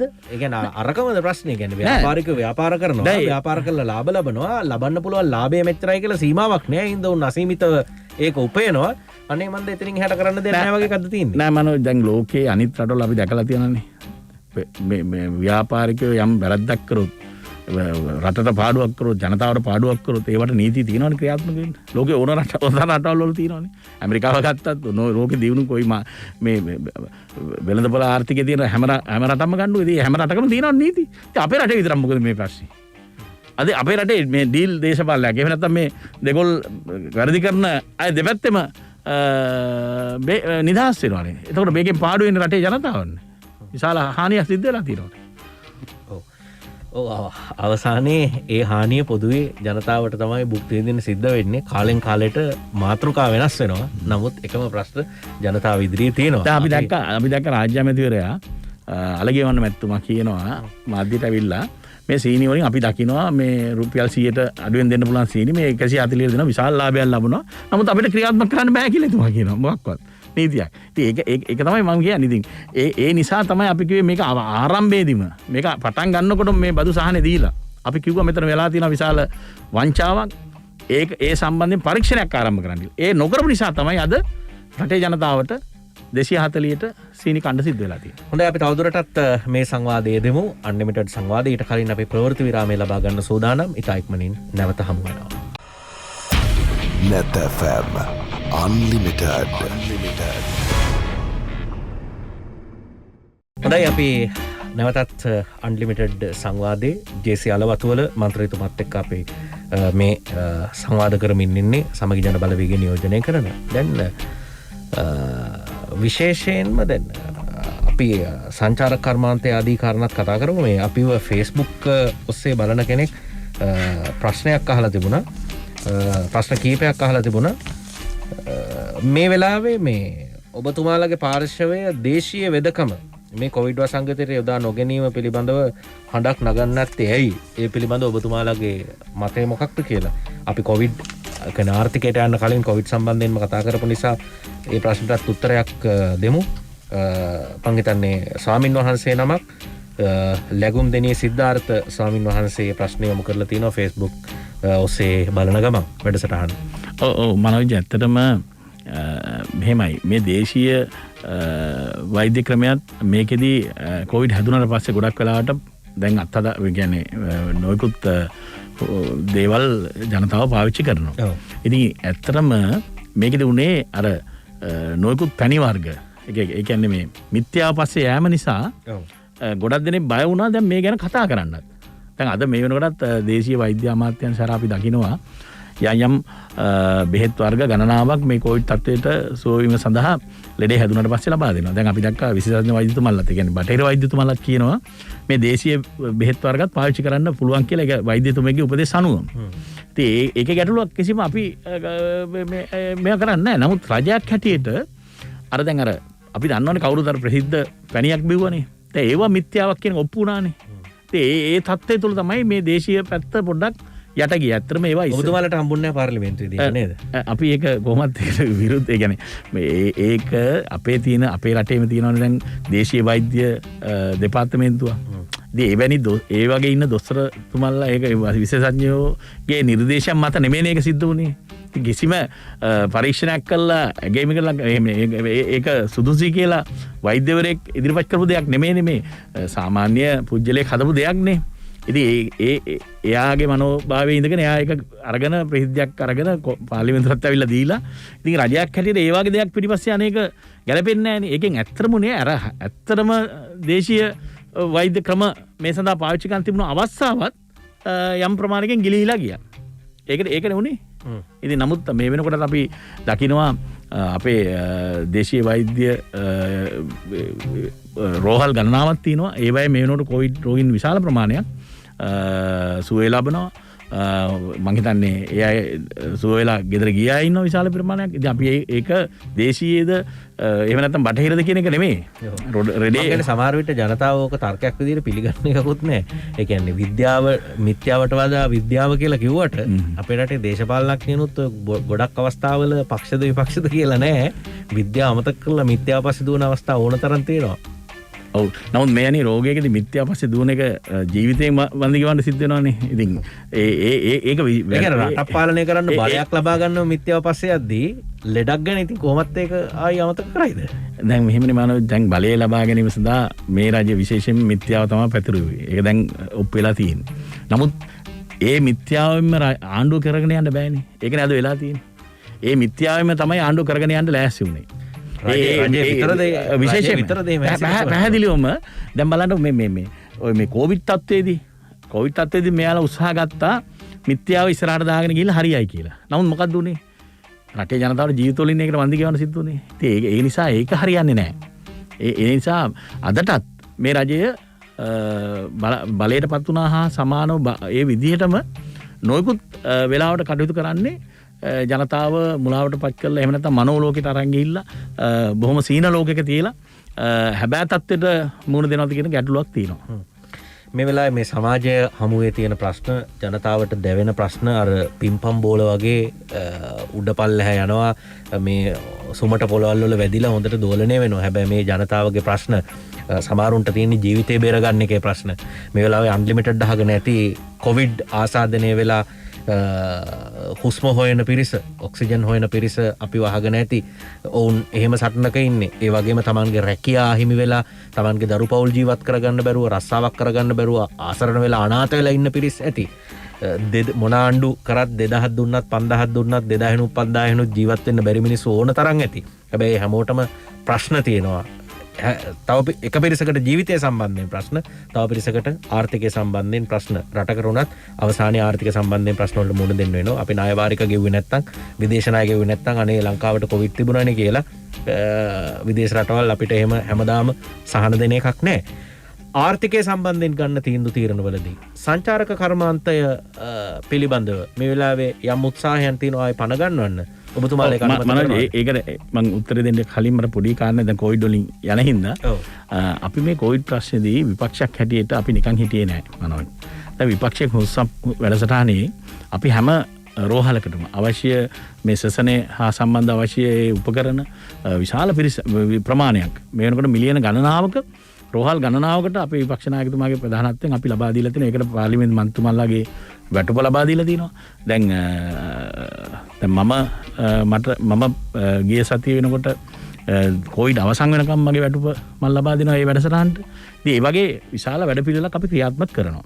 මොකද අපි විපක්ෂයක් හැටියට මේ විවේචන එහෙම නැත්නම් මේ හරි පැත්ත පෙන්වනවා විතරක් නෙමෙයි. අපි බැලුවා ප්‍රායෝගිකව අපි කොයි විදිහට මේකට සම්බන්ධ වෙන්නේ කියලා. ඒ අනුව අපි මේ වෙනකොට ඒ අවශ්‍යම උපකරණ ගණනාවක් ඒ වගේම අවශ්‍යම බෙහෙත් යම් ප්‍රමාණයක් රෝගීන්ට ලබා දෙන්න අවශ්‍ය වැඩපිළිවෙල අපි ක්‍රියාත්මක කරලා තියෙනවා. ඔව්. කෙනෙක් අහලා තියෙන ඔබතුමාගේ වැටුපම කොවිඩ් වලට පරිත්‍යාග කරා කියන්නේ නැත්තද කියලා? ඔව් පැහැදිලිවම දැන් කොවිඩ් මගේ එක වැටුපක් නෙමෙයි. දැන් ගොඩක් දෙනෙක් අපේ සීලොම් මන්ත්‍රීතුමාලා එක වැටුපක් ලබා දීලා තියෙනවා. නමුත් මම කල්පනා කරා මගේ සම්පූර්ණ කොවිඩ් අවසන් වෙනකම්ම මගේ වැටුප ඒ වැඩසටහනට ලබා දෙන්න. ගාමිණී ජයසූරිය මහත්මයා Facebook ඔස්සේ බලන ගමන් තමයි අපිට ප්‍රශ්න යොමු කරලා තියෙන්නේ. ඒ අතරින් මම ඉදිරිපත් කරේ. ඔව් සංචාරක කර්මාන්තේ පණ ගැන්වීම පිළිබඳ උත්සාහයක් තියෙනවා. සම්පූර්ණයෙන් විරුද්ධයිද? නෑ මනෝජ් දැන් මෙහෙමයි. මේ වෙලාවේ අපිට අවශ්‍යයි මේ වෙලාවේ ඩොලර් නැහැනේ අපිට. විදේශ විනිමය අහිමිලා තියෙනවා. දැන් අපිට විදේශ විනිමය ලැබෙන මාර්ග මොනවද? අපිට විදේශ විනිමය ලැබෙන ප්‍රධාන මාර්ගයක් තමයි විදේශ රැකියා. අපිට බිලියන 7ක් ඇමරිකානු ඩොලර් බිලියන 7ක් විතර මේකෙන් ලැබෙනවා. දැන් මේක මේ කොවිඩ් තත්ත්වය වුණා කියලා අපිට අඩු වුණේ නැහැ. ඒක ඇත්තටම මහ බැංකුව වාර්තාව දිහා බැලුවම මේක වැඩි වෙලා තියෙනවා යම් ප්‍රමාණයක්. විදේශ රැකියා. ඒ කියන්නේ ඒකෙන් ලැබෙන මුදල. ඒතර ඊළඟට තියෙන එකක් තමයි මේ ඇඟලුම් ශේෂ්ත්‍රයෙන් අපිට ලැබෙනවා යම් ප්‍රමාණයක්. ඊළඟට ඔබ කිව්වා වගේ මේ සංචාරක ව්‍යාපාරයේත් බිලියන 5කට ආසන්න ප්‍රමාණයක් අවසන් කාලෙදී කියන්නේ මේ කොවිඩ් එන්න අවසන් කාලෙදී අපිට 4.4ක් වගේ ඒ කියන්නේ බිලියන 5කට ආසන්න ප්‍රමාණයක් ඇමරිකානු ඩොලර් අපි උපයාගත්ත මාර්ගයක්. නමුත් මේ කොවිඩ් තත්ත්වයත් එක්ක අපි පිළිගන්නවා ඒ මුදලින් මම හිතන්නේ බිලියන 4ක්ම අපිට හිමි වෙලා තියෙනවා. එතකොට ඒ කියන්නේ මේක සංඛ්‍යාවක් විදිහට ගත්තොත් අපේ රටේ පොඩි ආර්ථිකයක් බිලියන 83ක විතර ආර්ථිකයෙන් බිලියන 4ක් 5ක් වෙන්නේ සංචාරක කර්මාන්තේ. ඔව් ඉතින් එතකොට මේක අපිට විතරක් නෙවෙයි ලෝකෙම අනික් සංචාරක ව්‍යාපාරේ තියෙන රටවල් වලට බලපාලා. අපිට වැඩි විශාල වශයෙන් බලපාලා තියෙන තායිලන්තය වගේ රටවල් වල. එතකොට අපි මේ සංචාරක ව්‍යාපාරයෙන් මේක අහිමි වෙනකොට දැන් අපිට සංචාරක ව්‍යාපාරයේ දැන් ඔය කියන විදිහට යුක්‍රේනෙන් ටික දෙනෙක් ගෙනල්ලා එහෙම නැත්නම් තව කොහෙන් හරි ගෙනල්ලා මේ සංචාරක ව්‍යාපාරය දිනු කරන්න පුළුවන් ක්‍රමයක් නෑ මනෝජ්. ඒක මං හිතන්නේ ඒකෙන් උනේ අපිට කොවිඩ් ඇවිල්ලා අපි තවත් අමාරු තැනකට වැටිච්ච එක. නමුත් සංචාරක ව්‍යාපාරයේ ඒ ශේෂ්ත්‍රයේ ඉන්න අය රැක බලා ගැනීම අපි කරන්න ඕනේ. ඒක මොකද කොයි මොහොතකෝ ඒක ආරම්භ වෙනකොට ඉස්සරහට අරයි යන්න නම් මේ ශේෂ්ත්‍රයේ හිටු පිරිස අපි රැක ගන්න ඕනේ. නමුත් ඒකට රජය ක්‍රියාමාර්ගයක් ගත්තේ නැහැ. ඒ වගේම මනෝජ් අපි දකින විදිහට අපිට මේ 4 ගාන බිලියන 4 ගාන අහිමි වෙනකොට ඒක හොයාගන්න වෙනත් ක්‍රමවේද ගැන අපි හෙව්වද? අපි වෙනත් ක්‍රමවේද හෙව්වද? අපි අඩු ගානේ ඇඟලුම් ශේෂ්ත්‍රයේ අපි මේ ඒ අයට දැන් අපි දැක්කනේ දැන් මිනුවන්ගොඩ රැල්ල කියලා එනකොට ඇඟලුම් ශේෂ්ත්‍ර හරහානේ මේ කොවිඩ් රැල්ල ඇති උනේ. දැන් ඒකෙද විශාල හානියක් අපිට සිද්ධ වුණානේ. ඒ ශේෂ්ත්‍රයේ වැඩ සංචාරකත් නෑ ඇඟලුමුත් නෑ ඇඟලුම් එක දැන් කරගෙන යනවා. නමුත් ඒක නිසි ක්‍රමවේදයකට ක්‍රියාත්මක නොවුන නිසා ඉන්දියාවේ ඉඳලා ආපු ඒ වැඩ කරන සේවිකාවන් කණ්ඩායමක් හින්දා තමයි අපිට මිනුවන්ගොඩ පොගුර කියලා ලොකුවට බ්‍රැන්ඩික්ස් ආයතනයේ මේක සිද්ධ වුණේ. අලවතල මන්ත්‍රීතුමා දැන් අපිට ඒක සංචාරකද එවන් නැත්නම් ඇඟලුම්ද කියලා වෙන් කරන්න බෑනේ නේද? දැන් සංචාරකයෝ රටට එන එක ප්‍රශ්නයක් වගේම සමහර වෙලාවට ඒක ප්‍රශ්නයක් විදිහට දකිනවා නම් අමුද්‍රව්‍ය නැත්නම් ඇඟලුම් කර්මාන්තය දුවන්න නෑ ඇඟලුම් කර්මාන්තේ ඔය කියන විදිහට කඩා වැටිලා නෑ. යම් ප්‍රමාණයක් යනවා. ඒකේ අපිට අහිමි වෙලා නෑ සංචාරක ව්‍යාපාරය වගේ විශාල තත්ත්වයක්. නමුත් ඒවා තව ඉස්සරහට අරන් යන්න තිබුණු ස්ථාන අපි අහිමි කරගෙන තියෙනවා. එතකොට දැන් බලන්න විදේශ රැකියා ශේෂ්ත්‍රය අපිට තව ඉස්සරහට යන්න පුළුවන්කම් ගොඩක් තියෙනවා. රජයක් හැටියට මේවා ගැන කල්පනා කරන්න ඕනේ. විදේශ රැකියා ශේෂ්ත්‍රයේ ප්‍රධානම මේ විදේශ රැකියාව වලට යොමු කරන ඒජන්තවරුන් ඒජන්සි කරුවන් මේ වෙනකොට ඊටාම පහුගිය අවුරුදු 1කමාර විතර කාල සීමාව තුළ ඊටාම අපහසු තැනකටපත් වුණා. ඒ වගේ වැඩ කරන අයට පඩි නඩි ගෙවන්නවත් බැරි තැනකටපත් වුණා. මොකද විදේශ රැකියා ශේෂ්ත්‍රයේ ඩොලර් ප්‍රමාණය අපිට ආවට අලුතෙන් යන කණ්ඩායම ලංකාවෙන් පිටත් වෙන්න හැකියාවක් ලැබුණ නැහැ මේ කොරෝනා තත්ත්වයත් එක්ක. ඉතින් ඒ තුල ඒ කාර්යාලවලටත් යම් සහනයක් ලබා දෙන වැඩපිළිවෙලක් ක්‍රියාත්මක කරේ නැහැ. නමුත් රජයක් හැටියට ඒවා බලාගෙන යම් ප්‍රමාණයක් කාලයක් දැන් මේ වෙනකොට ආපහු මැද පෙරදිග රටවල් විවෘත කරලා තියෙනවා. එතකොට දැන් මේ වෙලාවේ අපි කියන්නේ මේ විදේශ රැකියා ගෘහ සේව වලට යවලා අපේ රටේ මේ ආර්ථිකය ගොඩ දාගන්න ඕනේ කියලා අපි කියන්නේ. නමුත් මේ වෙලාවේ හැටියට අපිට ඩොලර් හොයාගන්න තියෙන හොඳ ක්‍රමයක් සංචාරක කර්මාන්තය නෑ මේ විදේශ රැකියාව. මොකද සංචාරක කර්මාන්තය ඔය කොච්චර කිව්වත් සෑහෙන කාලයක් යනවා අපිට ගොඩ ගන්න. මොකද ලෝකයේ සංචාරකයෝන් අපිට දැන් මේ වෙලාවේ අපේ රටේ නරකම තැනක කොවිඩ් තීද්දි සංචාරක වෙන්නේ නැහැ නේ අපි කොච්චර කිව්වත්. ඒක කරන්න අමාරු කාර්යයන්නේ යම් ප්‍රමාණයක් කරන්න පුළුවන්. නමුත් ඔය බිලියන 4.4ක් තියා අඩු ගන්න 1 බිලියනකටත් අපිට ආදායමක් උපයන්න පුළුවන් කමක් නැහැ නේ ඇමරිකානු ඩොලර්. ඉතින් ඒකට යම් කාලයක් යනවනේ මනෝජ්. අපිට පටන් ගන්න ඕනේ නැද්ද? නෑ පටන් ගන්න මෙහෙමයි. ඒක පටන් ගන්න යුතුයි විශේෂයෙන්ම මේ සෞඛ්‍ය අංශෙත් එක්ක සාකච්ඡා කරලා ඒ ක්‍රමවේදයකට. ඔව්. දැන් ක්‍රමවේදයක් හඳුන්වලා දීලා තියෙනවානේ. ඒ කියන්නේ තනි සංචාරකයෝ වෙන්න නෙමෙයි කණ්ඩායම් වශයෙන් සංචාරකයෝ වෙන්න එන්න දැන් ටුවර් ප්ලෑන් එකක් තියෙන්න ඕනේ ඒගොල්ලන්ට. එහෙම වැඩ පිළිවෙලක්. මෙහෙමයි සෞඛ්‍ය අංශත් එක්ක සාකච්ඡා කරලා. මොකද මේ යම් රටවල් වල මේ ප්‍රභේද කියනවා කොරෝනා වල ඉතාමත් භයානක ඒවා තියෙනවා දැන්. දැන් ඔය බලන්න ඉන්දියාවෙන් ආපු මේ ඩෙල්ටා ප්‍රභේදය ඉන්දියාවේ ඇත්තටම දැන් මාස 3කට විතර ඉස්සෙල්ලා ඉතාමත් උස්සන්න වෙලා තිබුණ වෙලාවන්නේ. දවසකට 5000කට ආසන්න ප්‍රමාණයක් ජීවිතක්ෂරපත් වුණා. දැන් ඒක පාලනය කරන්න තියෙනවා. දැන් ඉන්දියාව පාලනය කරගෙන තියෙනවා. නමුත් ඒ වෙලාවේ ඉන්දියාවේ ඉඳලා විදේශගත වෙන අයට විශේෂයෙන් විදේශ රැකියාව වලට යන අයට මැද පෙරදිගදී ඒ අය ගත්තේ නැහැ ඒ රටවල එකක්වත්. ඉන්දියාවේ සේවකයෝ. ඒ අය කිව්වා දින 14ක් ක්වොරන්ටයින් වෙලා එන්න කොහේ හරි කියලා. ඉතින් ඒකට අපි තමයි දුන්නේ අවස්ථාව ඒ වෙලාවේ. අපේ රටේ තමයි ක්වොරන්ටයින් උනේ. විශාල ප්‍රමාණයක්. ඒකේ යම් ආදායමක් අපිට එන්නේ නැති රෝටල් වල. නමුත් ඒකෙන් තමයි මේ ඩෙල්ටා ප්‍රභේදය මේ තරම් භයානක තැනකට ආවේ. ඉතින් ඒ නිසා මම කියන්නේ සංචාරක ව්‍යාපාරේ වුණත් දැන් අපි ගත්තොත් මේ වෙනකොට දකුණු අප්‍රිකාවේ වෙනත් ප්‍රභේදයක් තියෙනවා කියලා කියනවා. ඉතින් එහෙමනම් එවැනි තැන් වලින් එනකොට සෞඛ්‍ය අංශත් එක්ක සාකච්ඡා කරලා මේවා ක්‍රියාත්මක කරන්න ඕනේ. නමුත් අපි මේ වෙලාවේ සංචාරක සේවයේ රැකියාවල නියුක්ත අයට යම් ආදායම් මාර්ග එහෙම නැත්නම් රජයෙන් යම් වැඩපිළිවෙල සකස් කරලා වෙනත් විකල්ප බලන්න ඕනේ අපිට කොහෙන්ද මුදල් හොයාගන්න පුළුවන් කියලා. විශේෂයෙන් විදේශ මේකේ මුදල් ඩොලර් හොයන්න පුළුවන් කොහෙන්ද කියලා. ඉතින් ඒකට හොඳම උදාහරණයක් තමයි මම කියන්නේ විදේශ රැකියා ශාස්ත්‍රයේ අපිට පුළුවන් නම් මාස කිහිපයක් ඇතුළත ලක්ෂයක් එකමාරක් විදේශ රැකියාව ලබා දෙන්න අපිට විශාල ඩොලර් ප්‍රමාණයක් එහෙම නැත්නම් විදේශ මුදල් ප්‍රමාණයක් අපේ රටට ගන්න පුළුවන්. නමුත් ඒව ගැන හිතලවත් නැහැනේ මේ රජේ. ඉතින් ඒ ප්‍රශ්නේ මේ තියෙන්නේ. ඉතින් අද ගොඩක් දෙනෙක් ඉන්නවා රටේ යන්න බලාගෙන. විදේශ රැකියාව වලට යන්න බලාගෙන ඉන්නවා. විදේශ රැකියාව ගැන කියන්නේ ගෘහ සේවය වගේ අවස්ථාද? නොයෙකුත් අවස්ථාවල්. ඒ ගෘහ සේවය විතරක් නෙවෙයිනේ. විදේශ රැකියාව ගොම රැකියාව ගණනාවක් තියෙනවා. දැන් තරුණ පිරිස් ඒ වගේම පුහුණු තියෙන අය යම් ශේෂ්ඨ ගණනාවක තියෙනවා. දැන් හැබැයි අපි පොදුවේ හැමෝම එකතු වෙලා වැඩපිළිවෙලක් කරේ නැත්නම් විදේශ රැකියාව කෙසේ වෙතත් ගුවන් තොටුපළින් නැගලා පුළුවන් පිරිසක් අර ඇෆ්ගනිස්තානයේ නම් වෙන හේතුවකින්ද ගියේ අපේ අයත් එකතු වෙලා යයි. පැහැදිලිව. එතකොට මම හිතන්නේ විපක්ෂ මම දැන් අද දිනේ ප්‍රවෘත්තියක් ඕස්ට්‍රේලියාවේ කෘෂිකර්ම ක්ෂේත්‍රයේ මේ කොරෝනා තත්ත්වය තුළ විශාල ප්‍රමාණයක් ඒකෙන් ඉවත් වෙලා තියෙනවා කියලා කෘෂිකර්ම ක්ෂේත්‍රයට ග්‍රාමීය මට්ටමේ අයට ඒ කියන්නේ සිටිසන්ෂිප් වීසාත් එක්කම ඕස්ට්‍රේලියාවට කැඳවුණා. ඉතින් එවැනි රටවල් ගණනාවක් තියෙනවා. ඉතින් ඔය කිව්වා වගේ අර ඇෆ්ගනිස්තානේ වගේ දැන් ගෙනල්ලා මේ ෆ්ලයිට් ගහලා කිව්වොත් අපි යුරෝපයට ඇමරිකාවට යනවා කියලා ඒකට වෙනසක් වෙන එකක් නැහැ ලංකාව. මොකද අද රටේ විශාල පිරිසක් ඉතාමත් කලකිරීමෙන් මෙහෙන් කොහොමද වෙනත් තැනකට යන්නේ කියන තැන ඉන්නවා. ඒක ඇත්ත කතාව ඒක. බොරුවක් නෙමෙයි මේක. ඒ කියන්නේ මේ අද ඊ ඇති වෙච්ච තත්ත්වයක්ද දිගින් දිගටම ජනතාව මුණ දෙන ප්‍රශ්න දැන් මෙහෙමනේ දැන් මේ වර්තමානයේ ඇති වෙන දිගින් දිගටම රටවල් වලට යන්න ගොඩක් කැමැත්තක් හිටියා. නමුත් දැන් මේ වර්තමානයේ තියෙන තත්ත්වයත් එක්ක ඒක විශාල වශයෙන් වැඩි වෙලා තියෙනවා. ඒක පේනවා අපිත් එක්ක කතා කරන ගොඩක් දෙනෙක් උත්සාහ ගන්නවා මෙහි තමන්ගේ දරුමල්ලොත් එක්ක වෙනත් රටක එහෙම නැත්නම් යුරෝපයේ ඕස්ට්‍රේලියාවේ ගොයර රටක ගිහිල්ලා ජීවත් වෙන්න පුළුවන් හොඳයි කියන උත්සාහයේ ඉන්න ප්‍රමාණය වැඩි වෙලා තියෙනවා. ඒක බොරුවක් නෙමෙයි. ඔව් ඒ කියන්නේ ඔව් එහෙම අපේක්ෂාවන් තරුණයට තියෙනවා කියලා පේන්න තියෙනවා. එහෙමනම් අපේ රටේ දේශපාලඥයෝ විදියට ඔබතුමාලට ආණ්ඩුද විපක්ෂද කියලා නෙවෙයි පොදුවේ පැහැදිලිව රට කරවන කණ්ඩායම් වලට සෑම දිනකටම රටේ පුරවැසියන්ට රටේ ජීවත් වෙන්න පුළුවන් පරිසරයක් ගොඩනගන්න. ඒ කියන්නේ හරි දෙයටත් තර්ක වැරදි දෙයටත් තර්ක ආණ්ඩුවේ ඉන්නකොට කරන දේවල් හොඳයි විපක්ෂයට ගියාම හැමදෙස්සෙම වැරදි. ඒ කියන්නේ කවුරු කරත් එවැනි මතවාදයක නැතුව රටක් විදියට හිතලා අපි වැඩ කරේ නැත්නම් මම තර්ක ගෙනාගේ වරදක් නෙමෙයි.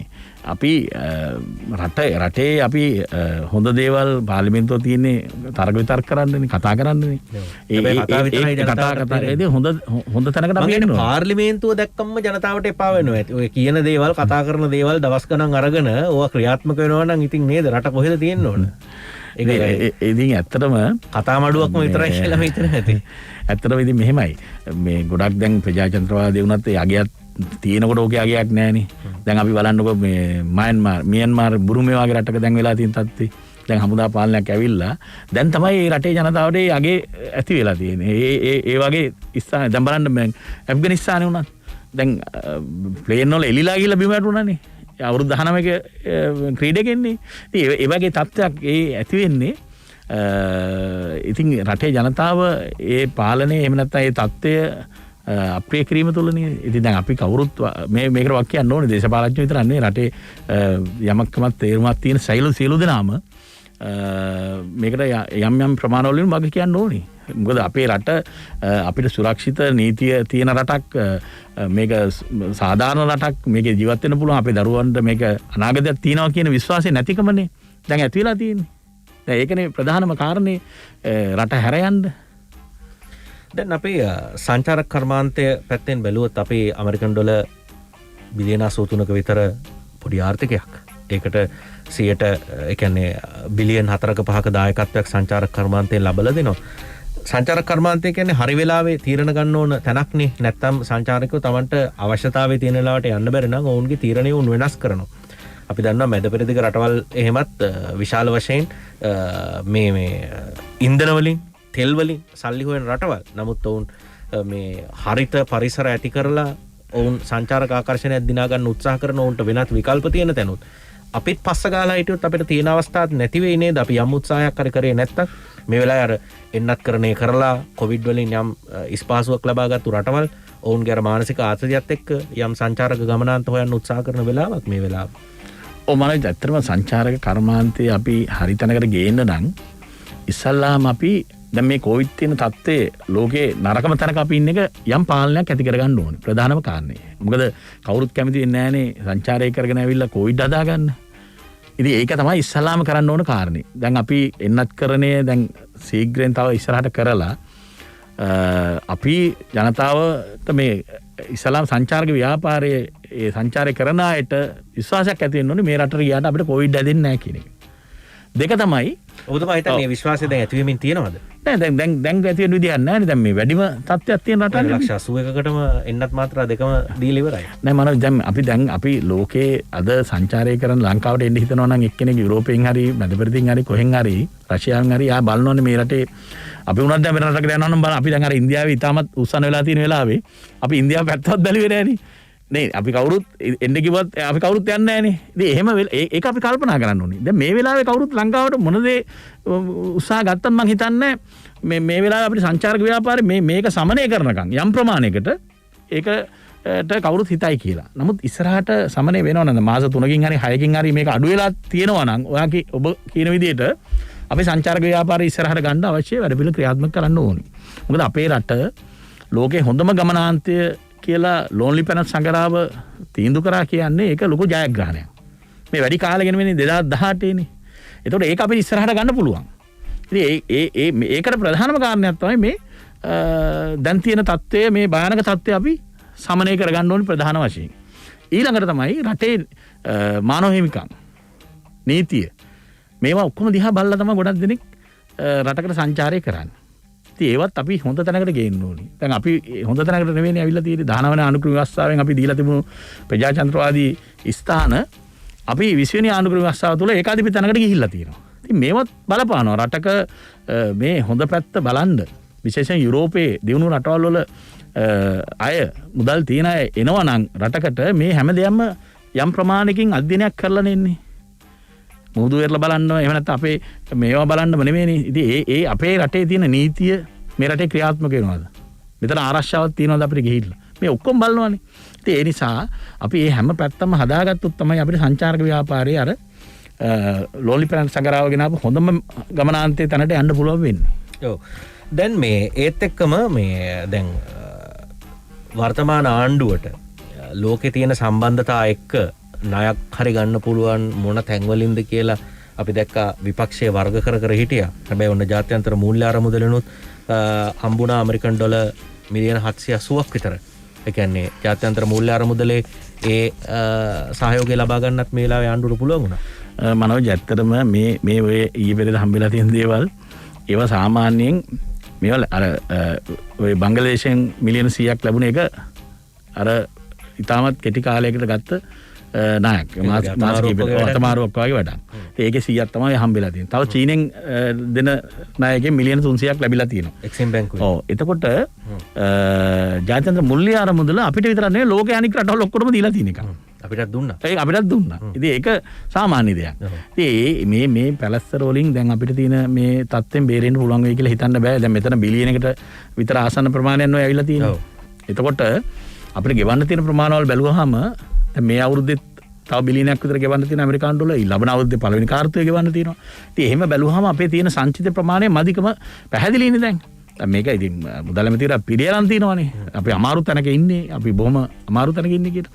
ඉතින් ඒ නිසා අපිට විකල්ප මීට වඩා වෙනස් විදිහට හොයන්න වෙයි. ඉස්සරහට යන්න නම්. ඒ කියන්නේ ඇත්තටම දැන් අපි මේ වෙනකොට ශ්‍රේණිගත කිරීම මුලින්මුත් දැන් මේ රජයේ බලයටපත් වුණාට පස්සේ පල්ලෙහාට ආවන කොට. ඒ කියන්නේ S&P ගත්තත්, Moody's ගත්තත්, Fitch ගත්තත් මේවා තිබ්බ රේටින් වලින් දැන් බැලුවාම ඔය දවසක දෙක ආර්ථික ක්‍රියාකාරකම් වල ප්‍රතිඵල නෙවෙයිනේ දීර්ඝකාලීනව අපේ ණය ගෙවීමේ හැකියාව මතනේ ඒක එන්නේ. නෑ මනෝජ් දැන් මේවා මේ 2018 වෙනකන් හොඳ තැනක තිබ්බනේ. 19 තිබ්බා. ඒ බෝම්බේ වෙලාවේ යම් ප්‍රමාණයක එකකින් බැස්සා. නමුත් මේ රජයේ බලයටපත් වුණු වෙලේ ඉඳලා දිගටම ශ්‍රේණිගත කිරීම වලින් එක එක බහැලා තියෙන පල්ලෙහාට. ඒකට හේතුව තමයි අපිට ණය ගෙවීමේ හැකියාව අපි අඩු කරගෙන තියෙනවා. මුලින්ම අපි ආපු ගාම සහනයක් ලබා දීලා බදු සහන දීලා යම් අයට උදව් කරන්න ගිහිල්ලා දැන් මොකද්ද වෙලා තියෙන්නේ අපිට තියෙන ආදායම අපි අඩු වෙලා තියෙනවා. එතකොට ආදායම අඩු වුණාම අපි කොහොමද මේවා ගෙවන්නේ කියන ප්‍රශ්නේ එනවනේ. ඒක සාමාන්‍ය දෙයක්. අපි බැංකුවට ලෝන් එකක් ගත්තත් අපිට ගෙවන්න පුළුවන් ක්‍රමය බලනවානේ. ඔව්. අපි ඒක තමයි සිද්ධ වෙලා තියෙන්නේ. රිපේමන්ට් කැපැසිටි එක අයිමත් කොච්චර ඉතින් ඒක තමයි උනේ. ඇත්තටම අපි රජයක් හැටියට ඊටාම ආදායම ඊටාම නරකතරේ ඉන්නේ. මොකද ඒවා අපි අහිමි කරගෙන තියෙනවා. දැන් සීනිය වුණත් යම් ප්‍රමාණයකින් ඒ බදු සහන තුළ ජනතාවට වාසි ගියෙත් නැහැ. මහ භාණ්ඩකරේ මුදල් ආවෙත් නැහැ. ඉතින් ඒවා අර යම් කණ්ඩායමකට විතරයි ගියේ. අද මේ රටේ බොහොම ව්‍යාපාරික කණ්ඩායමක් ඉන්නවා එකතු වෙලා අධික ලෙස ලාභ ලබලා තියෙනවා මේ කොරෝනා තත්ත්වය තුළ. නමුත් රටේ ජනතාව ඊටාම අසරණ වෙලා ඉන්නවා. බඩු මිල වැඩි වෙලා තියෙනවා දෙතුන් ගුණයකින්. ඉතින් ඒකයි අද තියෙන ප්‍රශ්නේ. ඒ කියන්නේ විපක්ෂයක් විදියට සතුට වෙන්න පුළුවන් තැනකද තියෙන්නේ? නෑ විපක්ෂයක් විදියට සතුට වෙනව නෙමෙයි මම. අපි දැන් මේවා ආණ්ඩුවට අපි නිරන්තරයෙන් අපි කතා කරන්න ඕනේ. මේවා අපි කතා කරේ නැත්තම් මේවා ජනතාව දැනුවත් කරන්න එපා. මොකද මේ මොකද්ද වෙන්නේ කියන එක. ඉතින් ඒ කතා කිරීම තුළ තමයි යම් කාරණා හරියටම අපි ගෙනල්ලා තියෙන්නේ. පාර්ලිමේන්තුව තුළ අපි මුලින් ඉඳන් මේ එන්නත් කරන්නේ බලන්න. මේ එන්නත් කරන්නේට ඇත්තට මුලින්ම රජයේ කිසිම අනුකූලතාවයක් දැක්ුවේ නෑ. අපි මාස 6ක් විතර එක දිගට කතා කිරීම තුළ තමයි ඇත්තටම රජයට මේ තැනට යන්න සිද්ධ වුනේ. හොඳයි අපි තවදුරටත් කතා කරමු ජේ.සී. අලවතුවල සමගි ජනබලවේගයේ පාර්ලිමේන්තු මන්ත්‍රීතුමත් එක්ක අපි අන්ලිමිටඩ් සංවාදයේ ඉන්නේ. අපි කෙටි විරාමයක් ලබාගෙන ඉතායික්මනින් නැවත හමු වෙනවා. Net FM Unlimited. හොඳයි අපි නැවතත් net FM Unlimited සමග ජේ.සී. අලවතුවල සමගි ජනබලවේගයේ නියෝජ්‍ය ජාතික සංවිධායකතුමත් එක්ක අපි මේ සාකච්ඡා කරමින් ඉන්නේ වර්තමාන තත්ත්වය සම්බන්ධයෙන්. දැන් මේ බඩු මිල ඉහළ ගිහිල්ලා කොවිඩ් පාලනය සම්බන්ධයෙන් ආණ්ඩුව ගන්න ක්‍රියාමාර්ග පිළිබඳව රටේ ප්‍රධාන විපක්ෂයට විශ්වාසයක් නැහැ. එහෙමනම් ඔබතුමාලා විශ්වාස කරන ඔබතුමාලා හිටියනම් ඔබතුමාලට මේ වෙලාවේ බලය තිබුණා නම් මේ දේවල් කරන්න පුළුවන් කියලා. එහෙමනම් දැන් නැවත ඒ සඳහා නායකත්වය දෙන්න පුළුවන් තැනකද ඔබතුමාලා ඉන්නේ? ඒ සඳහා ජනතාව මෙහෙවන්න පුළුවන් තැනකද පක්ෂයක් විදිහට ඉන්නේ? පැහැදිලිවම මනෝජ් මේ වෙලාවේ වර්තමාන රජයේ ගෙනියන වැඩපිළිවෙල දැක්කහම මම හිතන්නේ නිදහසෙන් පස්සේ බිහිවෙච්චි අසාර්ථකම රජේ. මේ කොවිඩ් හින්දාම නෙවෙයි ආර්ථික ප්‍රශ්න මේ මෙච්චර දැන් අපි ගත්තොත් බංග්ලාදේශ වගේ රටවල් විශාල වශයෙන් ආර්ථික වශයෙන් ඉස්සරහට ගෙනින් තිනවා මේ කොවිඩ් තත්ත්වයක් එක්ක. එයාලගේ සංචිත වැඩි වෙලා තියෙනවා. ඒ හින්දා අපිටත් ණය දෙන්නේ. නේද? දැන් අපිට ඊට පස්සේ හිටපු රටවල්. එතකොට දැන් අපි මේ කොවිඩ් තත්ත්වයක් එක්ක ආර්ථිකයත් ඉතාමත් අමාරු තැනකටම දාගෙන තියෙනවා. ඒතර අපිට බොහොම අපහසු තත්ත්වයක අපි ඉන්නේ. ඒ කියන්නේ අපිට තියෙන ණය ප්‍රමාණය ඉස්සරහට ගෙවන්න තියෙන දේවල් දිහා බැලුවාම අපි ආදායමට වඩා වියදම් කරන තැනකට ඇවිල්ලා තියෙන්නේ. ඒ කියන්නේ රට ඇතුලේ දේවල් පවා අපිට ක්‍රියාත්මක දැන් අද බලන්න හැබැයි ඒක අද ඊයේ ප්‍රශ්නයක් නෙමෙයි. අයවැය පරතරයම 106ක විතර වෙනසක් තිබුණනේ. ඒ කියන්නේ අපි ආදායමට වඩා වියදම් යම් ප්‍රමාණයක් තිබුණා. නමුත් ඊට වඩා තැනකට දැන් ගිහිල්ලා තියෙනවා. දැන් 2018 අපිට පුළුවන් වුණා ප්‍රාථමික ගිණුම ප්ලස් කරන්න. ඒක අපි අවුරුදු ගානකට පස්සේ කරපු දෙයක්. ඒ කියන්නේ 50 ගණන් වලින් පස්සේ ඒක ප්‍රාථමික ගිණුමේ ධනභාවයක් අපිට ඇති වුණේ. ඉතින් ආදායම වැඩි කරගත්ත නිසා රජයේ ආදායම අපි දෙගුණයක් කරා. ඒ නිසා තමයි ඒ තත්ත්වය ඇති වුණේ. ඉතින් ඒ නිසා තමයි අපි දැන් මේ Moody's මේ රේටින් වලින් බැලුවාම 2019 වෙනකොට අපි B Fitch S&P මේ ඔක්කොම අපි හිටියේ ඒ වගේ Moody's අපි B ශ්‍රේණිය වල ඉඳලා දැන් මේ වෙනකොට අපි ඇවිල්ලා තියෙනවානේ මේ C ඉඳලා ඊට පස්සේ C+ වෙලා ඊට පස්සේ මේ C- දක්වා අපි ගිහින් තියෙනවනේ. එතකොට අපිට දැන් මේ තත්ත්වයත් එක්ක මේ අපිට මේ ණය තියෙන රටක් හැටියට බොහොම භයානක තැනක අපි ඉන්නේ. මං ආයෙමත් අහන්නේ අලවතුවල මන්ත්‍රීතුමා ඒ කියන්නේ කවුරු කරත් ඒක වැරදි නම් වැරදි තමයි. නිදා සම්බේල අවුරුදු 73කට පස්සේ අපි මේ ශ්‍රේණිගත කිරීම වල අපිට පල්ලෙහාට යන්න සිද්ධ වුණේ මේ පහුගිය අවුරුද්දක විතර ක්‍රියාකාරකම් හින්දාමද? ඔව් නෑ දැන් මේක පැහැදිලිව තියෙනවානේ. දැන් මේ අපිට ඇත්තටම අර අවසාන විදිහට පාස්කු පහරේ සිද්ධ වුණාට පස්සෙත් මේ වගේ අවාසනාවන්ත තැනකට ගිහිල්ලා නැහැ. යම් ප්‍රමාණයක පසුබෑමක් ලක් වෙලා තියෙනවා. මේ ආණ්ඩුවත් එක්ක අපිට අවාසනාවන්ත විදිහට කොරෝනාවේ නැත්තම් අපි කරන්නේ නෑ. කොරෝනා තත්ත්වය ඇත්තටම යම් ශේෂ්ඨවල බලපෑවට මේ වගේ කඩාවැටීමකට බලපාලා නැහැ. ලෝකේ කොහෙවත් රටක්. ඉතින් ඒ නිසා අපි තමයි මේ අමාරුම තැනකට ගිහිල්ලා තියෙන්නේ. ඉතින් මේ කලමනාකාරීත්වයේ සම්බන්ධ දැන් බලන්න අපි උදාහරණයක් ගමු මම මේ දැන් බලන්න මේ වෙලාවේ කොරෝනා තත්ත්වය තියෙන වෙලාවේ අපිට කුසී කර්මාන්තය හොඳට කරන්න පුළුවන් වෙලාවක්. එතකොට අපි ගෙවල් වල ඉන්නකොට දැන් වෙනදාටත් වඩා හොඳට දැන් කුසී කර්මාන්තේ කරමු නැති අය දැන් කරන්නේ අපි උනත් ගෙදර ඉන්නකොට පැලයක් හිටවනවා කේල් පැලයක් කර හිටවනවානේ නේද? කා ටිකක් එහෙම වගාගත්තා නෑ අපි ඉතින් ගම් වල අය හැටියට අපි වගා කරනවා. දැන් මගේ ගමේ තියෙන ඉඩමේ අපි කෙහෙල් හදලා තිනවා, කහ හදලා තිනවා, තව නොයෙකුත් දේවල් කරාමු තිනවා, නොයෙකුත් දේවල් තිනවා. ඉතින් ඒවට උනත් අපිට යෙදෙන්න වෙලාව ඉතුරු වෙන දැන් වහලා තියෙනකොට රට අපිට කොහොමද ඇවිදින්න බැරි කොට ගෙදර ඉන්නකොට නිකන් ඉන්නේ නෑනේ කවුරුත්. ඉතින් එහෙම වෙලාවක මොකද්ද මේ රජය කරේ? දැන් බලන්න අපි ගමු එක උදාහරණයක් විතරක්. තේ කියන්නේ අපේ රටේ අවුරුදු 150ක් විතර වගා කරන අපනයන භෝගයක්. දැන් තේ ගත්තාම අපි ලෝකයේ තේ නිෂ්පාදනය අතින් අපි ඉන්නේ 4 වෙනි තැන. තව රටවල් දින අපිට ඉස්සරහින් දැන් ඇවිල්ලා. නමුත් අපනයන කියන්නේ අපනයන අතින් අපි ඉන්නේ 2 වෙනි තැන. ඒ මොකද? අපේ තේ වලට මිලක් තියෙනවා. සිලෝන් ටී කිව්වහම ඒ කියන්නේ ශ්‍රී ලංකා තේ වලට හොඳ නමක් තියෙනවා. අර සුද්ධ කාලේ ඉඳලා හදපු නමක් තියෙනවා. එතකොට අද මට ඊයේ කතා කරා අපේ ප්‍රදේශයේ තේ ෆැක්ටරි හිමිකරුවෙක්. දැන් යාළගේ නිෂ්පාදනය 50%කින් අඩු වෙලා. දැන් තේ දළු කඩන අපේ ප්‍රදේශෙත් තියෙනවා කඳු ආසිතෝ දැන් මගේ ගම් ප්‍රදේශයේ අංගුමුර ඒ කියන්නේ අලවතුල් ප්‍රදේශයේ ඒ තේ කඩන අය සතියකට සැරයක් තේ කඩපු අය දැන් කඩන මාසෙට දෙසරයි. ඒක මේ පොහොර ප්‍රශ්නේ උග්‍ර වෙලා තියෙන්නේ. දැන් මේක මේ සාමාන්‍ය විදිහට අපි හිතුවර දැන් මේ නිෂ්පාදන ක්‍රියාවලියේ යෙදිලා ඉන්න අය අහලා බලන්න. එකක් ෆැක්ටරි කරන අයගෙන් අහලා බලන්න ඕන අය වගා කරන අයගෙන් අහලා බලන්න ඕන. මේක තමයි ඇත්ත කතාව. ඒක තේ කියන්නේ මොනවද? තේ කියන්නේ ඩොලර්. ඒතර අපිට ලැබුණා නම් ඩොලර් මිලියන ගණනාවක් තේ වලින් අද ඒකෙන් 50%යි ලැබෙන්නේ. ඒක ඊට වැඩිය භයානක දෙයක් මේකේ තියෙනවා. දැන් මේ කාල සීමාව තුළ පොහොර නැතුව මේ තත්ත්වයේ නිෂ්පාදනය අඩු වුණාම අර අපි 4 වෙනි නිෂ්පාදනයේ ඉන්න තැන අපි පල්ලෙහාට යනවා. ඒතර තේ වලට අපිට නමක් තියෙනවනේ අවුරුදු 150ක් විතර ඉඳලා. ඒ හින්දා අපි දෙවෙනි ස්ථානයේ ඉන්නවනේ මේ අපනයනෙන් ලෝකේ. අපි ඒකත් පල්ලෙහාට යනවා. ඒතර අර ඇඟලුම් ශේෂ්ඨ අපිට වුණා වගේ. GSP නැතුව 2000 ගණන් වල අපිට අවුරුදු 6ක් 7ක් යනකම් නැතිවීම නිසා අපේ තිබ්බ ඇඟලුම් ශේෂ්ත්‍රයේ ගොඩක් දේවල් බංග්ලාදේශ වගේ වියට්නාමයට වගේ රටවල් ගණනාවකට ගියා. ඇඟලුම් විතරක් නෙවෙයි තව ගොඩක් ශේෂ්ත්‍රවල. ඉතින් ඒකෙන් අපි අවුරුදු ගණනාවක් පස්සට ගියා. අපිට ආපහු ඒක අල්ලන්න බෑ. දැන් අද බංග්ලාදේශයේ වියට්නාම වගේ රටවල ඒ අංශ වලින් අපිට වැඩි ගොඩක් ඉස්සරහට ගිහිල්ලා. ඉතින් ඒ වගේ තත්ත්වයක් අපි තේ වලටත් අපිට මේ සුද්ධ කාලේ අපිට ලබා දුන්න දෙයක්. ඉතින් ඒක අපි ප්‍රාර්ථකන ආවා කොයි කාලෙත්. අද ඒකත් විනාශයට යන තැනකට පත් වෙලා තියෙනවා. මේ ආගමික ගොවිතැන සම්බන්ධයෙන් වැඩ කරන අයයි මන්ත්‍රීතුමාලා යෝජනා කරන්නේ තවදුරටත් පොළොව ආම්ලික කරලා තව වස එකතු කරලා සල්ලි හොයන්නද කියලා. මනෝජ් මෙහෙමයි. දැන් මේවැනි වෙලාවක අපි මේ ලෝකයේ අද මෙවැනි තත්ත්වයක් ලෝකෙම මේ අවුරුදු ගණනාවට පස්සේ මේ කොවිඩ් වගේ දෙයක් ආවේ.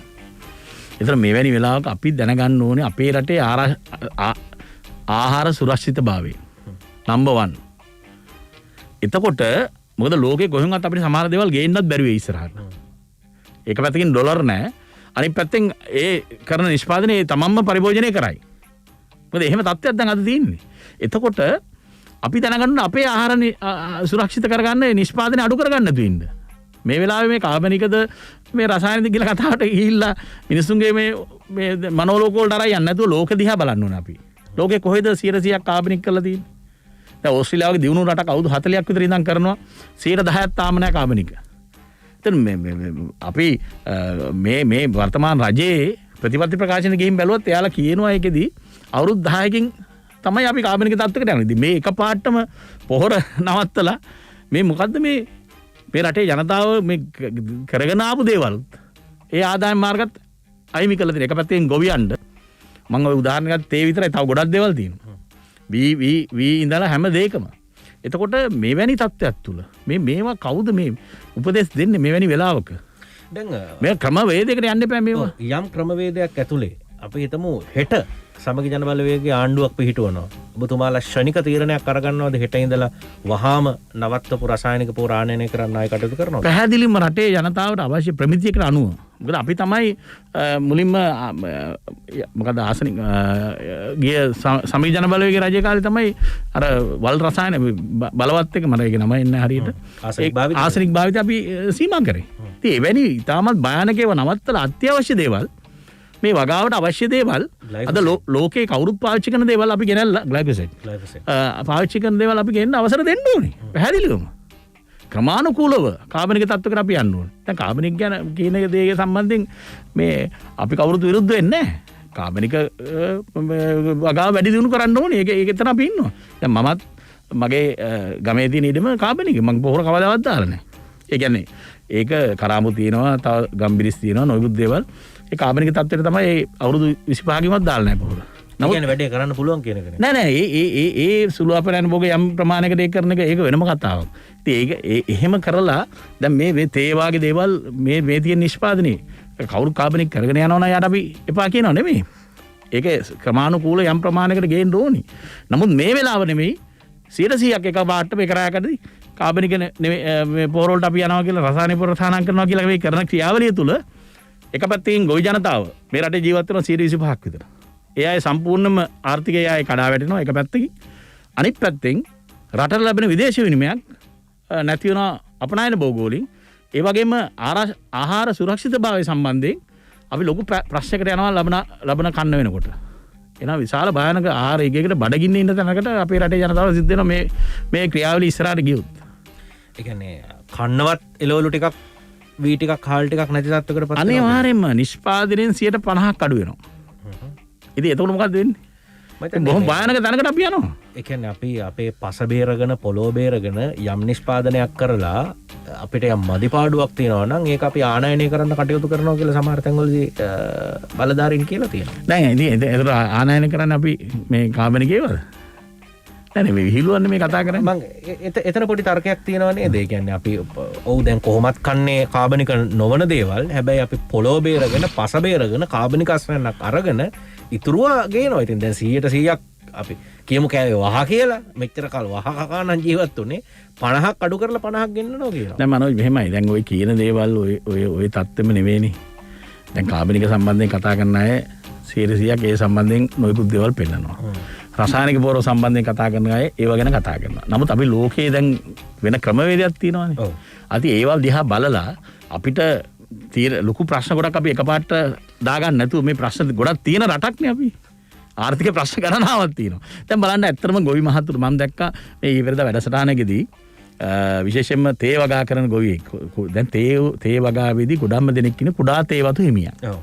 එයාට දෙනවා අක්කර 2 අක්කර 5 වගේ තේ වතු. ඉතින් එයා කියනවා මම මේ තේ වගා කිරීම තුල මයි කුඩා තේ වතු ඒ කියන්නේ අක්කර 5ක තේ වත්ත තුල මගේ ළමයින්ට උගන්වලා විශ්වවිද්‍යාලය යවලා ඒ විදිහට හොඳ ආර්ථික තත්ත්වයක් ඇතුව මම ජීවත් වෙනවා. මම රටට බරක් නෙමෙයි. ආණ්ඩුවෙන් අපිට 7-5ක් එපා. අපි මේ ක්‍රියාවලිය ක්‍රියාත්මක කරගෙන. නමුත් මේ පොහොර ප්‍රශ්නයත් එක්ක මට මේ ජීවන තත්ත්වය ඉස්සරහට අරන් යන්න බෑ. ඒතර බලන්න මේ වගේ රටේ 125ක් කෘෂිකර්මාන්තයෙන් ආර්ථිකය ගොඩනගාගෙන තියෙනවා නම් ඒ අයට කරන රටේ 125ක් කියන්නේ 4-1ක්නේ. මොන අපරාධයක්ද මේ? ඉතින් මේවා මීට වඩා කල්පනා කරලා ක්‍රියාත්මක කරන්න ඕන දේවල්. ඉතින් මේ වගේ මේක තමයි හොඳම දේ කියන හිතාගෙන කවුරු හරි කියන දේක් අහගෙන මම මේවා වෙනස් කරන්න නැහැ කියලා මහාන් තත්ත්වක මේ ඉඳලා හරියන්නේ නැහැ. අපි මේවා සාකච්ඡා කරලා රටේ ජනතාවට වෙන හානිය බලලා අපි මේවා ක්‍රියාත්මක කරන්න. ඒ නිසා මම පැහැදිලිවම කියනවා අපේ ආණ්ඩුවක් આવොත් මේක බෑන් එක අයින් කරලා අවස්ථාව දෙනවද කියලා. පැහැදිලිවම දෙනවා. පැය 24ක් ඇතුළත දෙනවා. එන අය රසායනික පොහොර භාවිතයට පැහැදිලිව රටේ මේ රසායනික පොහොර භාවිතය දෙනවත් එක්කම කාබනික පොහොර ප්‍රවර්ධනය කරන්න වෙන ක්‍රමයක් මේ වෙනත් විදිහකට මේ විදිහ බලපෑම් කරලා කරන්න බෑ. ඒක අවුරුදු ගණනාවක් යන ක්‍රියාවලියක්. ඒක අපි හිමින් ක්‍රියාත්මක කරන්න ඕනේ ඉස්සරහට. ඒ කියන්නේ අවුරුදු 10කින් වගේ. ඔව් 10කින් හරි 20කින් හරි අපි ලෝකේ තත්ත්වෙත් එක බැලුවහම දැන් අපි ගත්තාම අපිට ආසන්නම රටයක් තමයි ඉන්දියාව නෙමෙයි. මේක ක්‍රියාත්මක කරන්න උත්සාහ ගත්ත රටවල් ගණනාවක්. මම අර කිව්වා ඕස්ට්‍රේලියාව වගේ රටවලුත් ගත්තා. නමුත් ඒවා දැන් යම් ප්‍රමාණයකට ගිහිල්ලා තියෙනවා 10%. ඉතින් එහාට අරන් යන්න ලේසි නෑ. ඉතින් මේ කතා කරනවා වගේ ලේසි වැඩපිළිවෙලක් නෙවෙයි. මොකද අපි ගමු වී බීජ දැන් බතලගොඩ විපර්යේෂණකාරය තියෙන අපි අපේ කුරුණෑගල ප්‍රදේශයේ ඉබ්බගම කියන ප්‍රදේශයේ. දැන් මේ වී ඇට නිෂ්පාදනය කළාම තියෙන්නේ මේවා හදලම තියෙන නිෂ්පාදනය වැඩි කරන්න. ඉතින් එතකොට නිෂ්පාදනය වැඩි කරන්න නම් ඒ ක්‍රමවේදයන් ගණනාවක් එක තමයි හදලා තියෙන්නේ. ඒවට අවශ්‍ය පොහොර ටික අපි දාන්න ඕන. දැන් වල් නාශක දැම්මේ නැත්තම් වෙන්නේ මොකද? දැන් ඉස්සර තියෙන ගොයන් වාගේ නෙවෙයි දැන් තියෙන ගොයන් කොටයි. එතකොට ඒ කොට ගොයමට උඩින් වල් ටික ගියාම ඉතින් එතනින් ඒක ගන්න දෙයක් නැහැ. ඉතින් ඒ නිසා මේවා ගැන හොඳට කල්පනා කරලා කරන්න ඕන කාරණා. ඉතින් ඒ නිසා අපි කියන්නේ රටේ ආහාර සුරක්ෂිතභාවයට ප්‍රශ්නයක් එනවා නම් මේ ගන්න තීන්දුව අපි බලන්න ඕනේ මේකේ හොඳ නරක දෙපැත්තම තියෙනවා. නමුත් මේ ගන්න තීන්දුවත් එක්ක විශාල ප්‍රමාණ රටේ හතරින් එක්ක ජනතාවගේ ආර්ථික කඩා වැටෙනවා නම් රටට විදේශ විනිමය අහිමි වෙනවා නම් මේ වගේ වෙලාවක අපි මේ තීන්දුව මේ අරන් අපි මේකම කරනවා කියලා ඉන්න එක හරිද කියන එක තමයි අපිට අහන්න තියෙන්නේ. ආණ්ඩුවට වර්ධන තැනක් කියලා කියන විපක්ෂයකට රසම සවුලක් මේ ඒ කියන්නේ ඒ පිළිබඳව තියෙන හොඳ අවස්ථාවක්. දැන් මේ මොහොතේ ඔබතුමාලා දකින විදිහට සිද්ධ වෙන්නේ එතන බහුතරයක් වැරදි නම් මම කලින් ඇහුවාගේ ඔබතුමාලා කණ්ඩායමක් විදිහට මේ වෙලාවේ ඒ බලය ගන්න ඒ ශක්තිය ඔබතුමාලා සතුව තියෙනවද? මනෝජ් දේශපාලන වශයෙන් ඔය කියන කාරණාවේ දෙයක් තියෙන්න පුළුවන්. නමුත් අපි මිනිස්සු හැටියට මේ කොවිඩ් තත්ත්වය තුළ ජීවිත අහිමි වෙමින් මේ ආර්ථික වශයෙන් කඩා වැටෙමින් මේ යන මාර්ගය තුළ අපි කාටවත් සතුටු වෙන්න පුළුවන් කමක් නැහැ.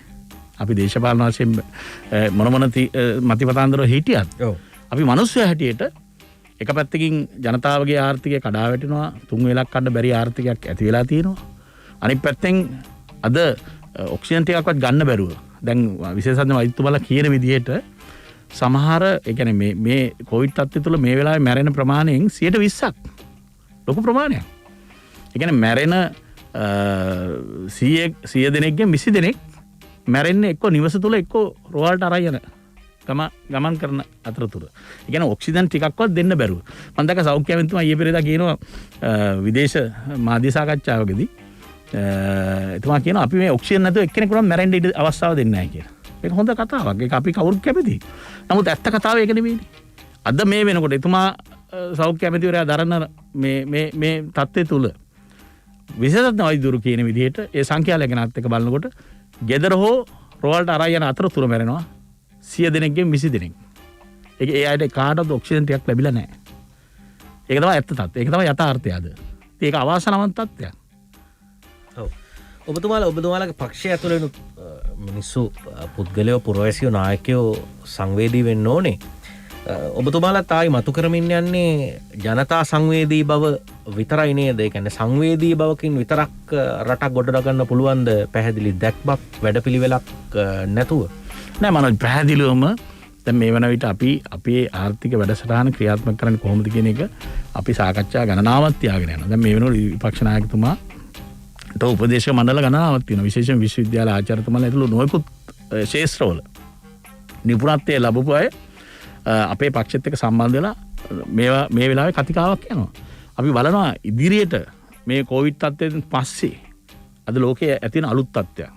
ඒ අලුත් තත්ත්වයට මුහුණ දෙන්න පුළුවන් විදිය රටක් අපි අපේ රටේ අනාගත පරපුරට අපි ලබා දෙන්න ඕනේ. ඉතින් එහෙමනම් ඒකට ගැළපෙන විදිහේ වැඩ පිළිවෙලක් ක්‍රියාත්මක කරන්න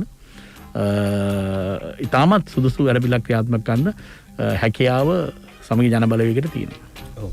ඒ කියන්නේ නායකයන් හඳුන ගැනීම වැඩපිළිවෙල ක්‍රියාත්මක කරන පුද්ගලයන් හඳුන ගැනීම එහෙම අවශ්‍යතාවයකුත් මේ වෙලාවේ මතුවලා තියෙනවද? නෑ නායකයන් නෙමෙයි. දැන් මේ අපි මොනවද කරන්නේ ඉස්සරහට දැන් අලුත් තත්ත්වයක් නැති වෙන්නේ ලෝකේ මේ කොවිඩ් තත්ත්වයක් එක්ක. ඔව්.